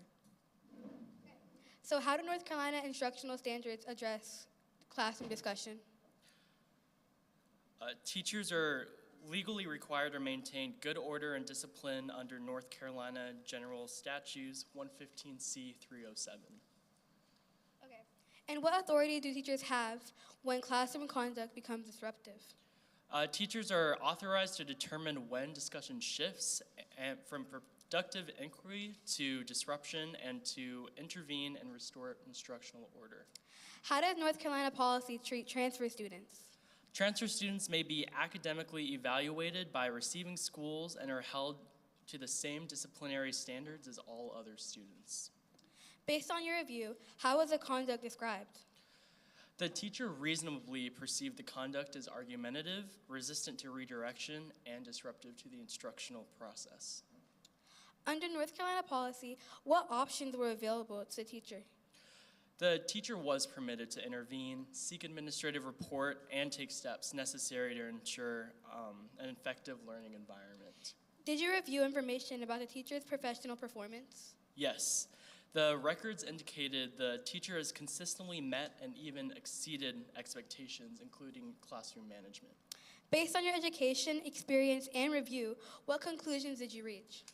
The teacher acted within her professional discretion. The intervention was consistent with North Carolina law and policy, and the school's response aligned with state and district standards. What is your ultimate opinion for the court? In my expert opinion, the teacher acted within her authority. Classroom order was appropriately maintained, and Jordan Johnson was held to the same academic disciplinary standards as all the other students. That's all, Your Honor. And what was your position again, sorry?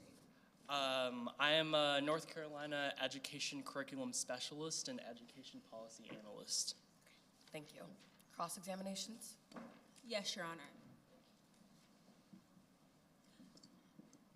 Mr. Riley, you're not a witness to the classroom incident, correct? Correct. Were you present on September 28th? I was not. Did you hear Jordan's tone firsthand? Not firsthand, but through the videos.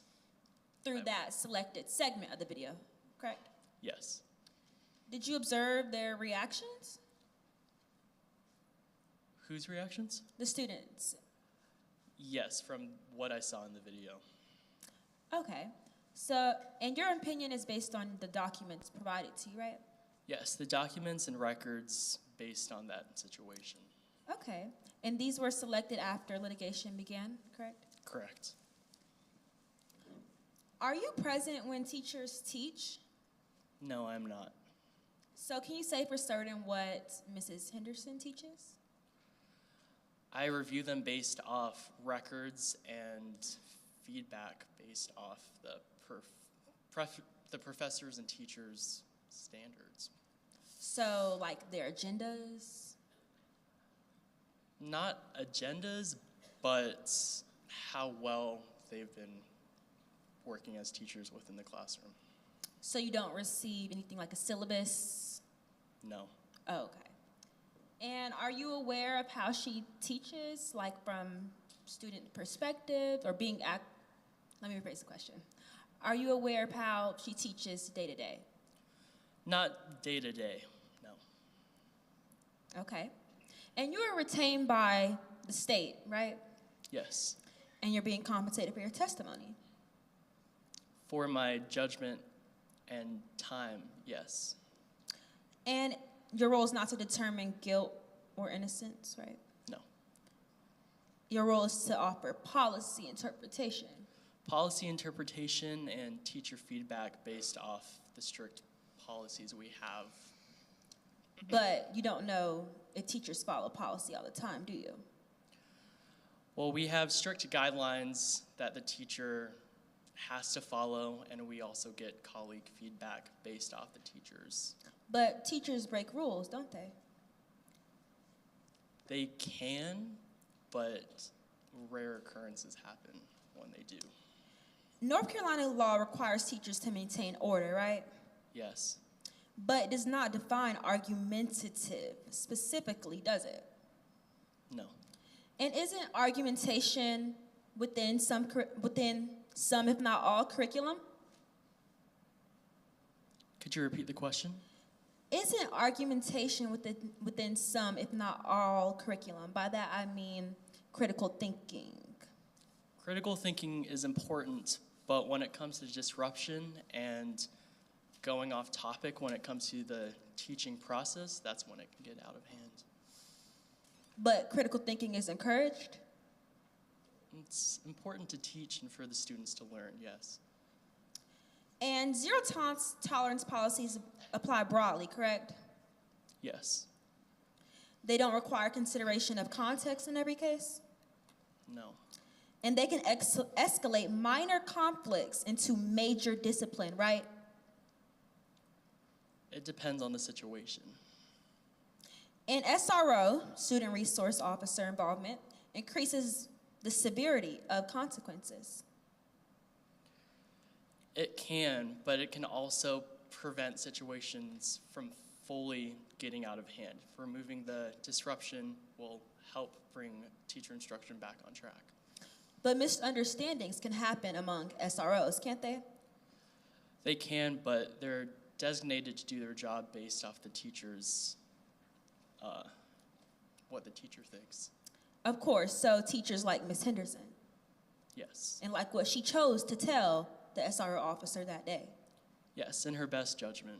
So the SRO officer was limited to just Ms. Henderson's voice and thoughts. Yes, but based off the teacher's feedback, she's met and even exceeded standards when it came to classroom management. Understandable, maybe. So, are you aware that statewide data shows racial disparities in discipline? Yes. And black students are disciplined at much higher rates? Yes. Particularly for subjective infractions like defiance or disruption?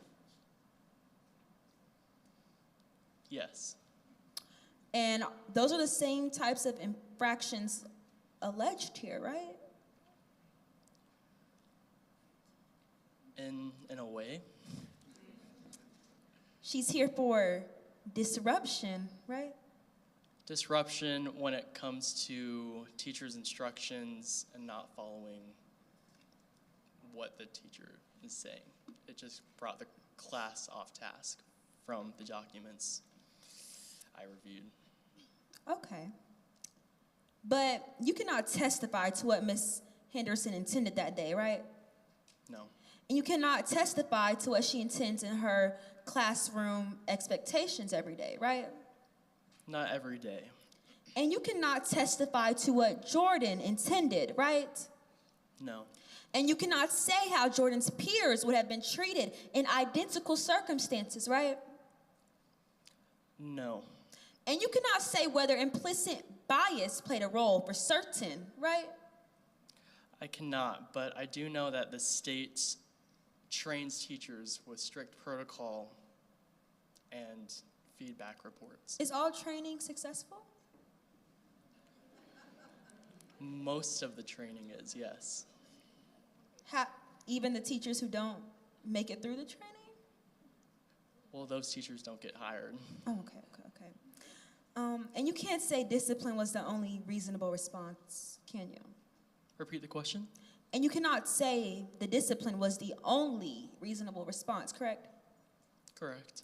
And your opinion is that the teacher acted within policy, correct? Yes, within protocol. But something can comply with policy and still cause harm, correct? It can, but it's to the teacher's best judgment based on guiding the class and teaching them in the right way. Can you for certain say there is no implicit bias within policy? I cannot. And policy doesn't guarantee fairness, does it?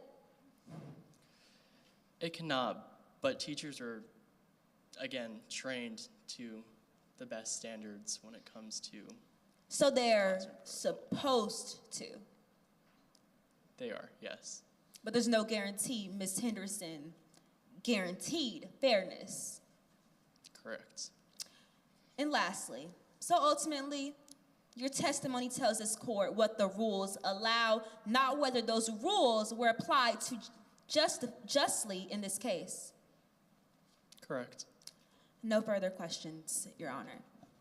Any redirect? No, Your Honor. The defense can call their last witness to the stand. Yes, Your Honor.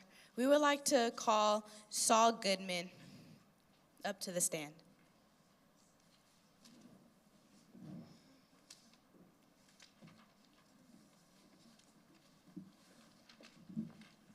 Greetings. Can you please state your name and occupation for the court? My name is Saul Goodman, and I'm a counselor at Northwest Nash High School. How long have you served as a counselor at Northwest Nash High School? I've served as a counselor for 14 years at NNHS. And can you explain your responsibilities in this role to the court? My responsibilities are to ensure that every student has a path to success in education by ensuring that they have good standing and stuff. I try to do the best I can according to protocol. What is your system designed to do? Our system is designed to ensure that every student can be able to succeed as well as be placed where they can excel the best according to their general academic information. So, for example, a student, if they demonstrated that they belong to higher, more advanced classes through their behavior and intelligence, then we will place them in those classes. Alternatively, if a student demonstrated that they do not belong in those classes because they have bad behavior or demonstrated that they do not belong there academically, then we will take them out. Turning to the plaintiff, Jordan Johnson, when did you first learn she would be transferred in NHS? I first learned that she would be transferring over whenever Central Halifax was closed down. What else did you initially know about her? I learned general information such as how she came from Central Halifax, her race, she's African American, and I also learned that she had no AP classes beforehand, which strongly instilled doubt over whether or not she should be in these classes. When you first heard about Jordan Johnson and what school she came from, did you have major doubts that she wouldn't be able to succeed in AP English class? Can you repeat the question, please? Speculation. You're asking the witness, does he think that Jordan is not capable of being in that class, and that's speculating? Can you restate your question? Did you question Jordan Johnson's ability to succeed in the AP English class because of the school she came from? Yes, I did.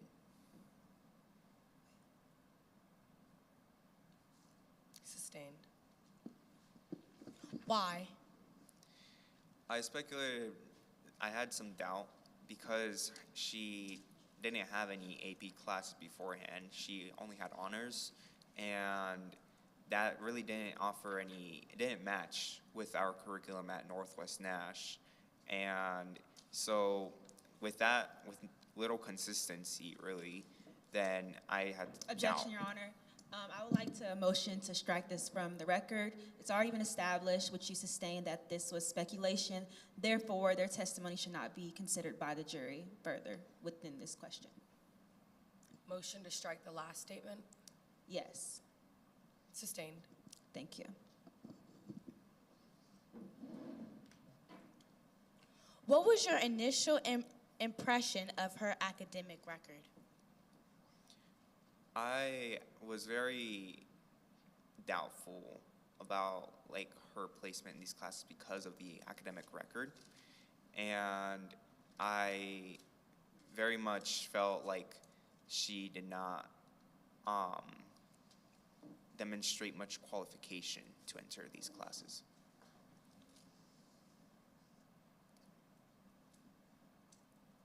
So, why did you still choose to enroll her in the class, even with your speculations and concerns? I chose to enroll her to give grace because Jordan and her mother strongly advocated for her placement in these classes. And I decided to just keep close tabs on her behavior, her academics, so to see whether she truly belongs in these classes. And how would you describe the extent of any contact with her teacher, Mrs. Henderson? Well, I would describe it as pretty disruptive. Ms. Henderson would report that she would always redirect class discussions to unrelated materials, and how she even made other students feel uncomfortable. You heard it from Ms. Henderson herself. She had students come up to her and report that. And so all I've heard was pretty much negative stuff. So there was multiple occasions of when this was happening? Yes. What did you do after receiving this information? I basically kept more close tabs on her, put her on thin ice on whether or not she could be taken out of these classes.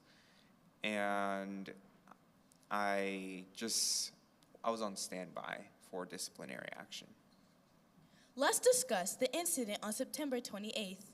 How did you learn about it?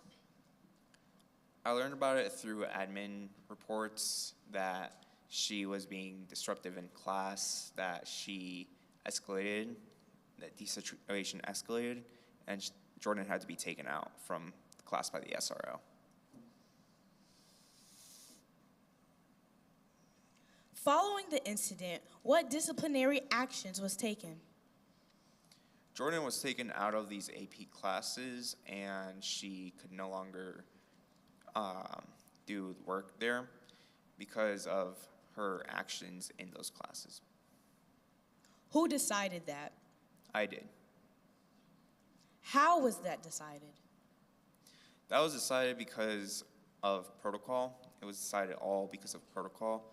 Her behavior was outlined as disruptive, and you saw in the video, the evidence, she was being objectively disruptive. And so with that in mind, with the admin and teacher reports in mind, we just took her out.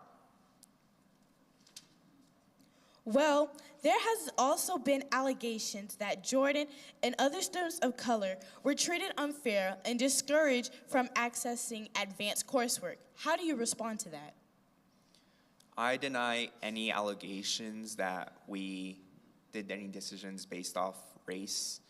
If you are any color or gender or sexuality, if you're being disruptive, you're being disruptive. It's subjective, and we will objectively take you out of the class. We will objectively take any disciplinary action. We do not see any identity whenever we do our actions. We do it by the book, and if they want to change that, change those protocols, then they can take it up to Raleigh. They can take it up to Congress. But I'm just an enforcer of that policy. So in Jordan's case specifically, and not anybody else's, how were your decisions influenced by any race factors like race, or were they not? Objection, speculation. Never mind. Can you repeat the question, please? So in Jordan's case specifically, only hers, were your decisions influenced by any factors like race, or were they not? They were not influenced by any factors like race at all. They were influenced by pure policy, protocols set in place for a reason. She was being disruptive. We can probably all say it. So we just took actions based off that action, based off her disruptance. And how would you rate and judge your actions in relation to them being responsible and appropriate? Can you repeat the question, please? And how would you rate and judge your actions in relation to them being responsible and appropriate? I see them as fully responsible. Objection. That's a compound question. Can you restate the question, please?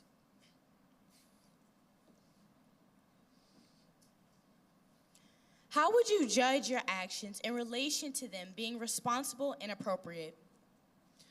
I believe my actions were responsible. They were appropriate because they. I'm going to overrule the objection. Sorry. All right. I believe my actions were responsible. They were appropriate because they didn't really take into account any sort of misconduct. I mean, they weren't misconduct because I took into account any identity or anything. They were, like I said, by the book. They were responsible actions because that's what anyone would do in any situation. We would try to de-escalate, but if the situation goes out of hand, then we will control it and take disciplinary action. We cannot just not take any disciplinary action and let the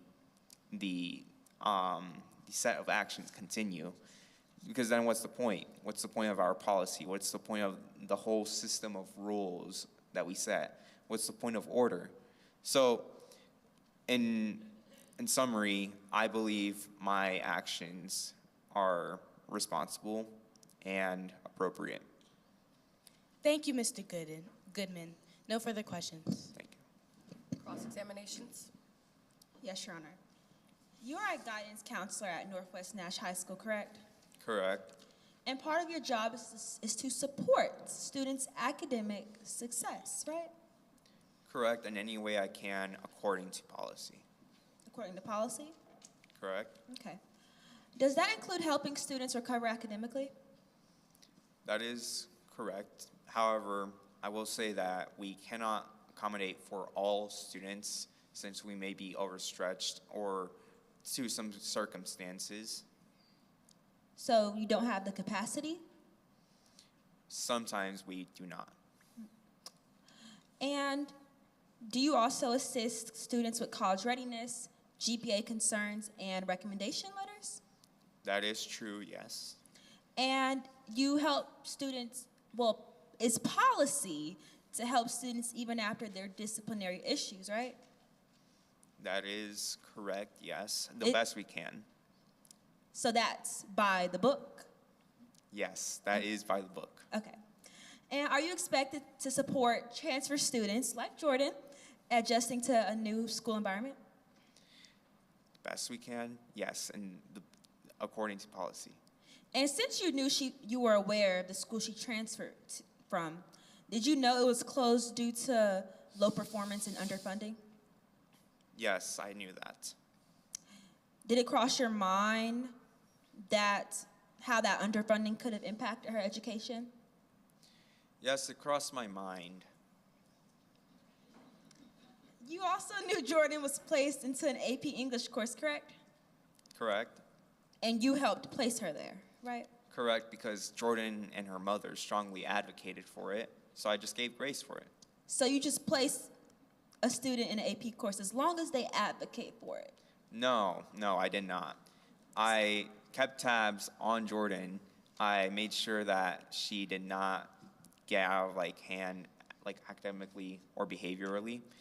However, since, like I said, strongly advocated for it, and since it's our policy to try to ensure that students have success wherever they can, then I placed her there.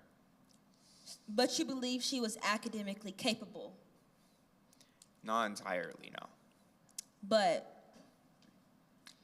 enough? Close to enough? Yeah. Okay. Yes. And you knew Jordan was removed by an SRO officer, right? Correct. And aware she was suspended under zero tolerance policy, right? That's correct. And aware she was pending expulsion review, right? That is correct, yes. Does expulsion review have a specific time segment, or is it until they decide? Objection. Relevance. Your Honor, may I respond? Your Honor, this is relevant to the line of reasoning I am establishing because this impacts how the counselor, in today's case, they're deciding whether the school responded in the way they're supposed to provide an education to all students. This is establishing that line of reasoning to see if the school counselor who was responsible for that did that adequately and by the book. Any rebuttal? No, Your Honor. Sustained. Okay, I'll continue. Would you like me to repeat a question for you? Yes, please. So, I'll move on. So she was barred from attending classes during this time, right? Yes. And you never personally reached out to check in on her well-being, did you? Well, no, that's not my responsibility. But it's your responsibility to help her with her education, right? Well, yeah, but how would you define that? How would you define helping someone with their education? I would think a counselor would know. Did you reschedule a reentry or academic recovery meeting for her? No. But isn't public education a student right? Public education is a student right, yes. However, in this case, AP education is not a right guaranteed to all students. If they demonstrate that they belong in that class because of their behavior or intelligence, then we will allow them into that class. However, Jordan couldn't demonstrate that. She was being disruptive. Her behavior was unacceptable. So, therefore, you had to take her out, and it's not her right to remain in that class. Advanced placement courses aren't a right for students? It's not a right to be in advanced placement classes. However, it is a right to have public education. Now, advanced placement, it's just a type of class that you can be placed in. But students have a right to demonstrate their academic performance for the opportunity, right? That is true. However, students also have a right to show that they belong there because of their behavior.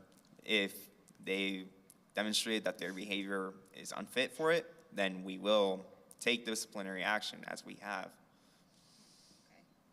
And connecting back to those assignments and stuff like that, did you help her maintain her GPA and assignments during that period? No. And in fact, isn't it true her GPA dropped significantly while she was excluded from school, right?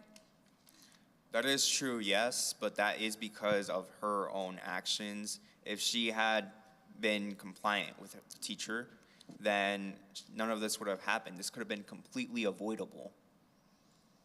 You're aware Jordan is a college-bound senior, right? Yes, I'm aware. And you know how suspensions can impact those college applications, right? Yeah, and it's unfortunate that she decided to go down this route. If, like I said, completely avoidable, she could have perhaps even like been on good standing with all her teachers for her recommendations. She could have been in good with her grades, her GPA. However, because of the disciplinary action outlined by policies that I simply enforce, that I don't control, because of that, we just simply, that's just how it is. Can't really change it. Okay. Despite that, even with those things, you didn't take steps to protect her academic trajectory, did you? I did. I would try to do the best I can. However, I'm also the counselor of hundreds of other students. So Jordan, I couldn't simply prioritize Jordan, since I'm also prioritizing like a lot of other students and their own careers and aspirations. So your perception of Jordan is limited, right? Correct? Okay. So, connecting to that, you relied on disciplinary report rather than her academic history, right? Correct. And did you question whether the response was disproportionate? Can you repeat the question, please? Did you question if this response was disproportionate? No. Did you advocate for restorative alternatives instead of exclusion? Well, this response is basically the only response that we could give. And so if there was another response that was deemed as restorative, then we could have taken that response. However, because of the protocols set in place that I had to take for Jordan, then we just did those. So you don't take abuse, neglect, or poverty into consideration? I'd say for the people, the politicians in Raleigh, to take that into consideration whenever they're making these policies. If I could change the law, I could. I would go and rewrite it. However, you should bring that up to school boards. You should bring that up to anybody that can actually have the power to change it, to accommodate for poverty and all those other factors you mentioned. So I should bring it up to the education system, right? I think you should bring it up to law in general, and the education system may be counted as part of that. However, I'm not sure why you're bringing it up with me, like someone who just works to enforce the law itself. Okay. And multiple times during your testimony, you said, take them out, took her out, take you out, and take it up to Raleigh, right? Yes. Okay.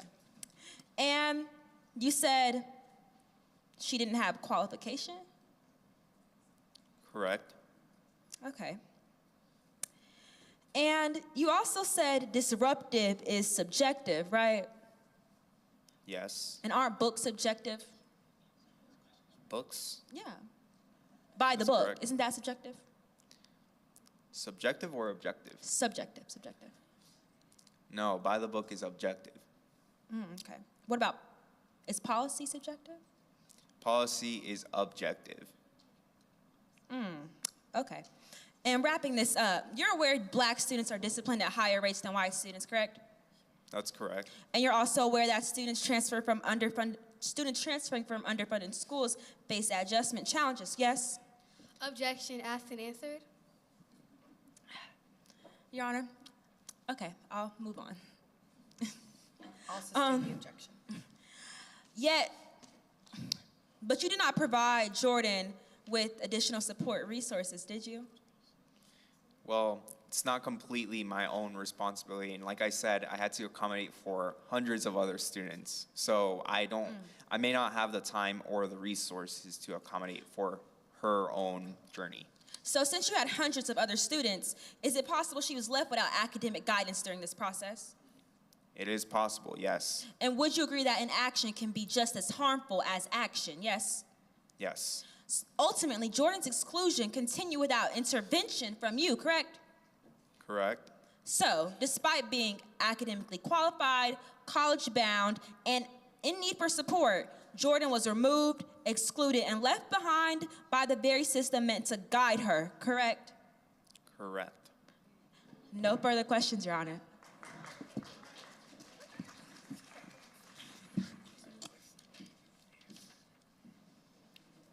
Has the prosecution concluded its case? Yes, we've concluded our case. Well, the plaintiff, yeah. Has the defense concluded its case? Yes, Your Honor. The court finds that both sides have rested. We will now proceed to closing arguments. The plaintiff may proceed with its closing argument.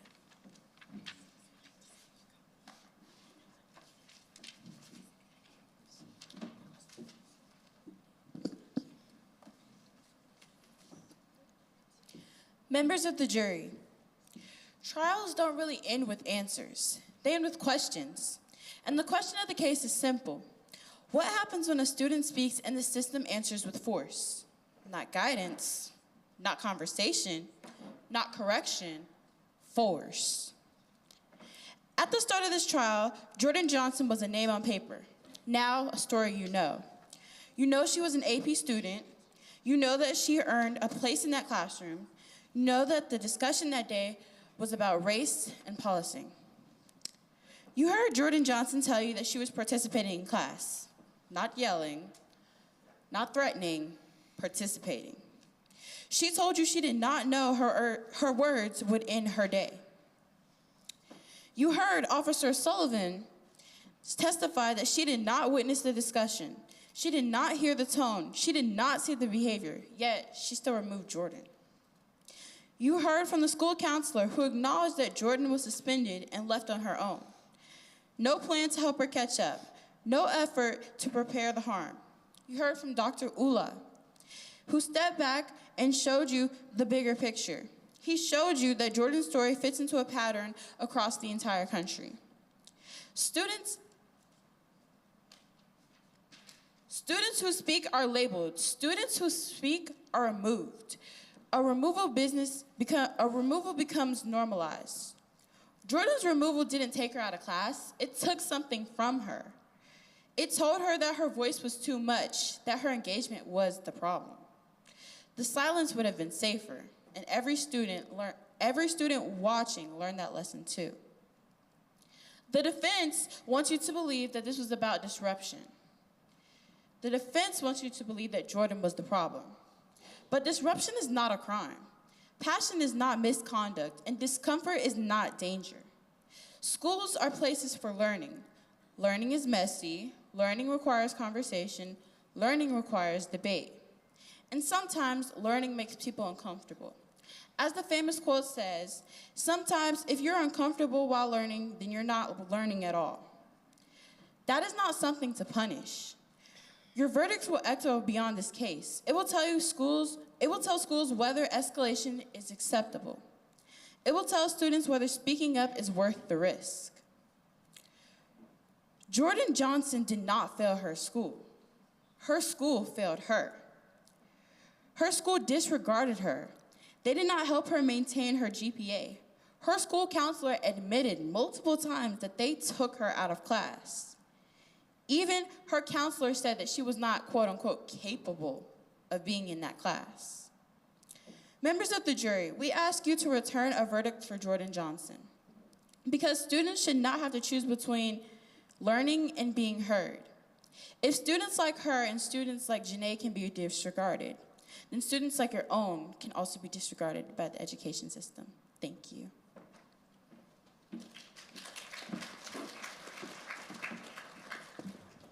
Thank you. The defense may now present its closing argument.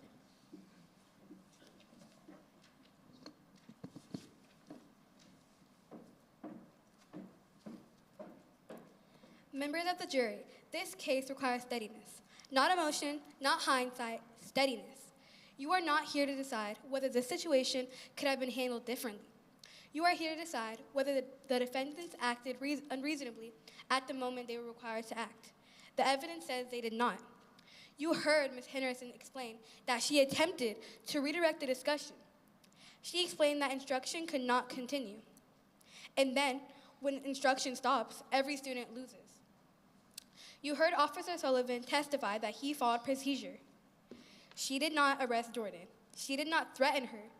She restored order and left. You heard school administrators explain that the disciplinary process followed policy. No special punishment, no selective enforcement, just the rules applied as written. The teachers are not moderators of debate alone. They are guardians of learning environments. When one discussion overtakes instruction, they must act. This is not about silencing a student. It is about protecting the education of everyone else. The plaintiff asks you to assume intent, but there is no true evidence of bias, no evidence of targeting, no evidence of discrimination. There is only evidence of professionals doing their jobs under real conditions. That's all. Thank you.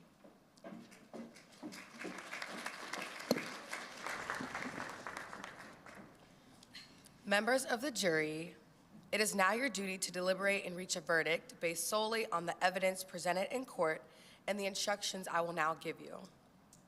You must consider the testimony of all witnesses, the exhibits admitted into evidence, and the arguments of counsel. You are not to consider personal opinions, outside information, or sympathy. Your verdict must be unanimous. You will now retire to deliberate. We'll be back momentarily. Yes, the jury can proceed to step out in the room Miss Halima Pata will guide you to, and that'll give us 5 minutes to engage in discussion. Actually, Nelson Josiah, our bailiff, will take y'all to that room. You have 5 minutes. Oh. My mistake. So we'll do the panel questions. Just ask like 2 or 3 questions. Or let us at this table, we can just pass the microphone.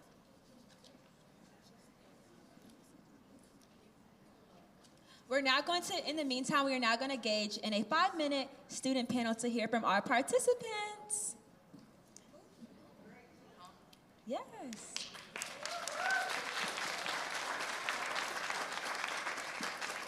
Nelson Josiah, you ready? To get what? Okay. So can all our participants, let's come up here to the, can everyone, is it too much to have people on the stage?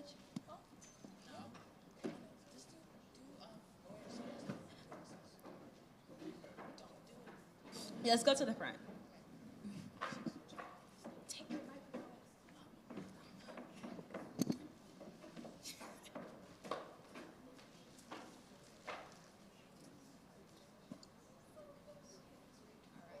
And our moderators have now arrived again. All right.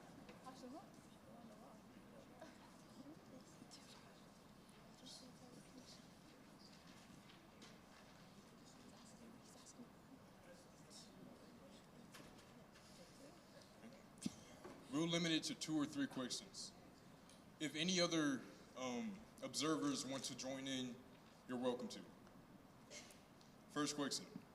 What did this trial reveal about who is held accountable when students are harmed and who is not? Anyone can answer. Can you repeat the question? What did this trial reveal about who is held accountable when students are harmed and who is not?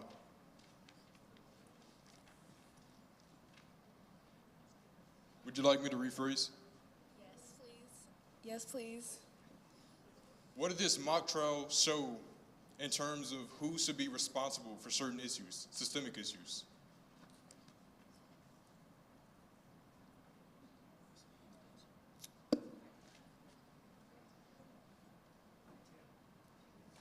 I believe that each school administration board should be held responsible for how their students are treated.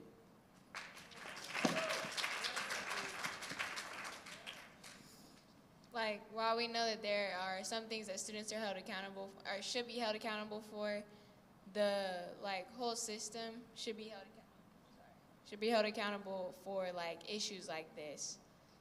Yeah.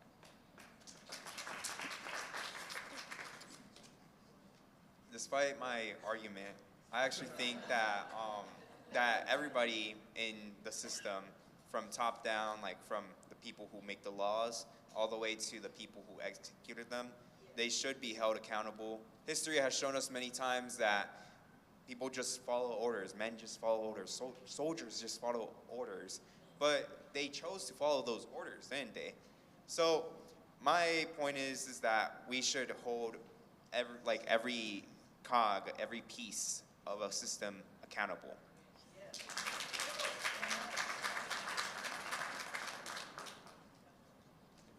Does anybody from the audience want to?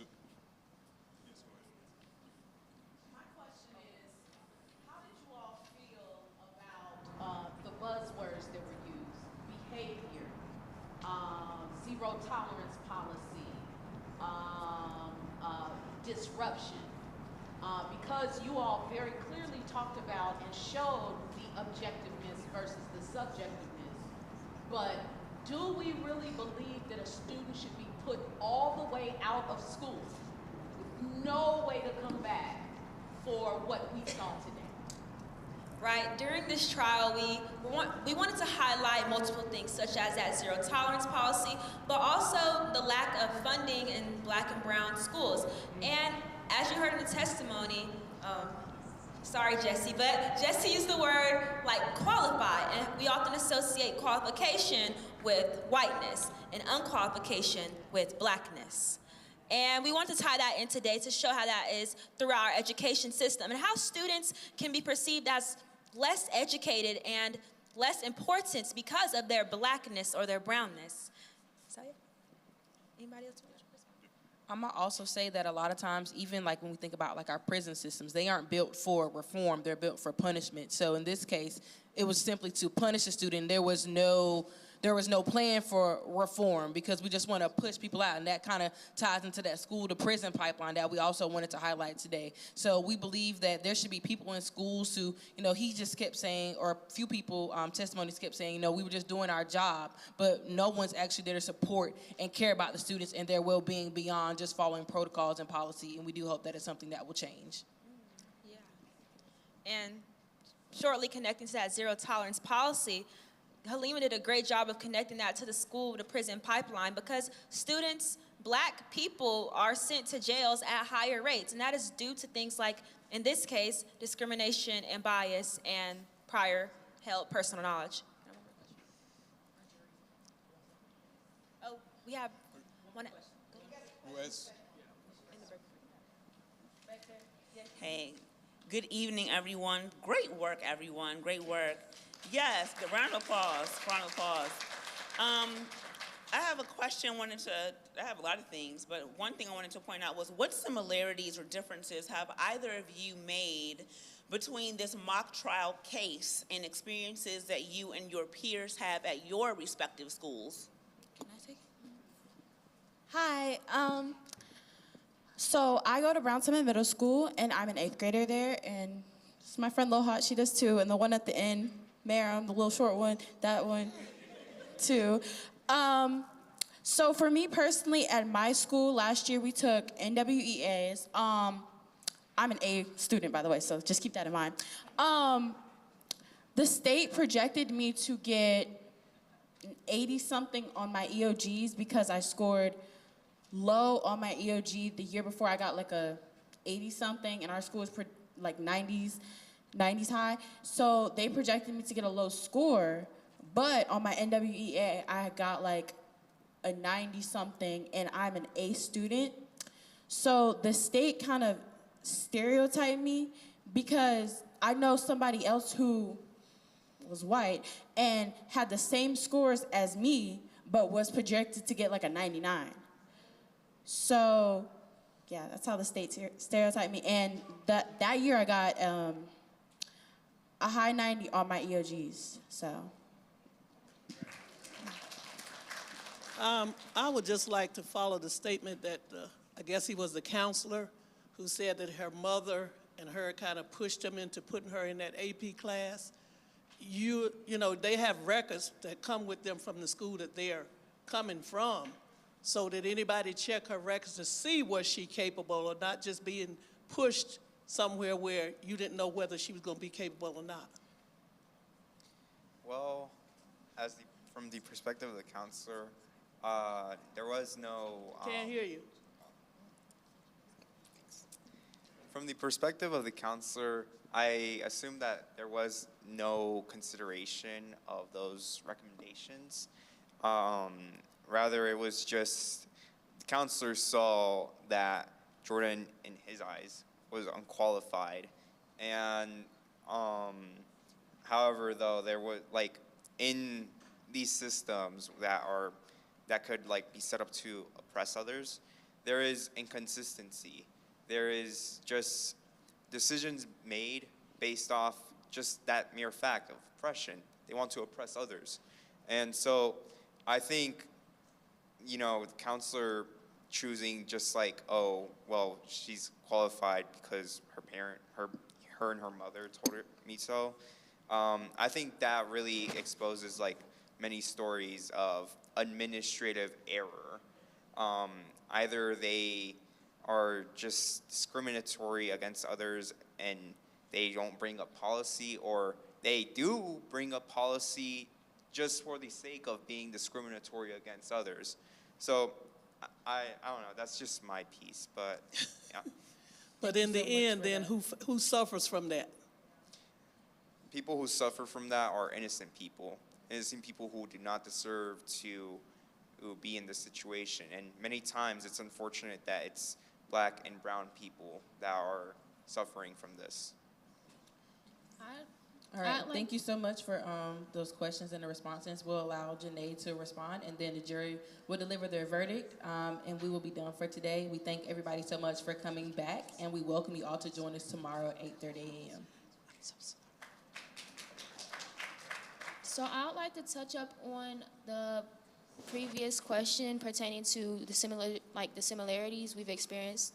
Most of my testimony was really personal because it actually did happen to me.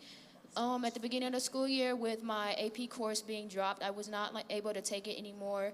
It wasn't specifically due to budget cuts, but it was due to the limited amount of teachers teaching one subject at a time, especially advanced course. I am a senior, so that course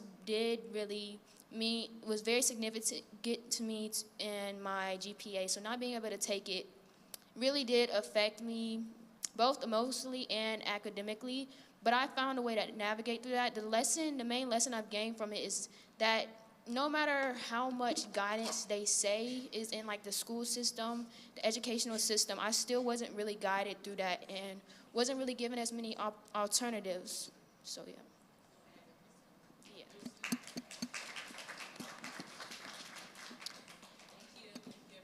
Or I guess we can just go. Oh yeah, no, let's go on the stage. So wait, I'll take that.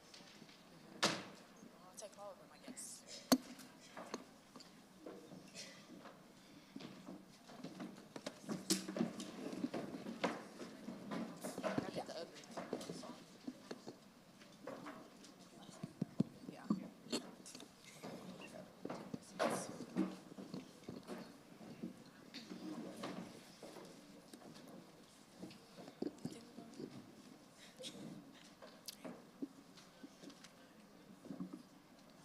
Is the jury ready to give participant feedback prior to the verdict?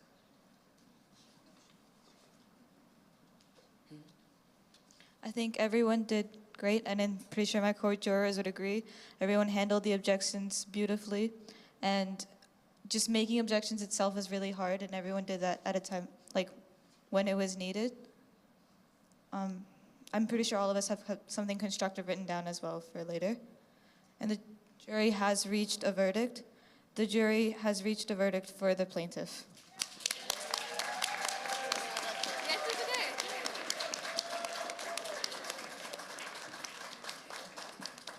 Congratulations to everyone who partook today. I know it's really hard to put on a mock trial, especially writing the case on your own and using all the evidence.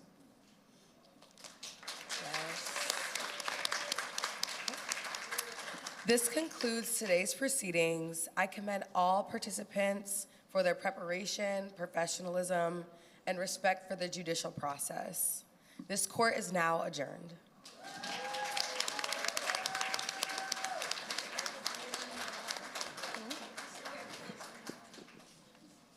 Thank you, everyone, so much for your participation. And we all just want to give a special shout out to Attorney Graham Holt. He doesn't want to say anything, but we appreciate him so much. Please stand up. He really helped us out with his case, and he showed up for us anytime we called or texted, and so we wouldn't be able to do this without him. So we thank him so much, as well as the BCC staff, Faith Community Church, and all the parents of the participants. Thank you so much. Can we get a picture with everyone, please, before we go? And tomorrow we'll be beginning at 8:30 a.m. for breakfast.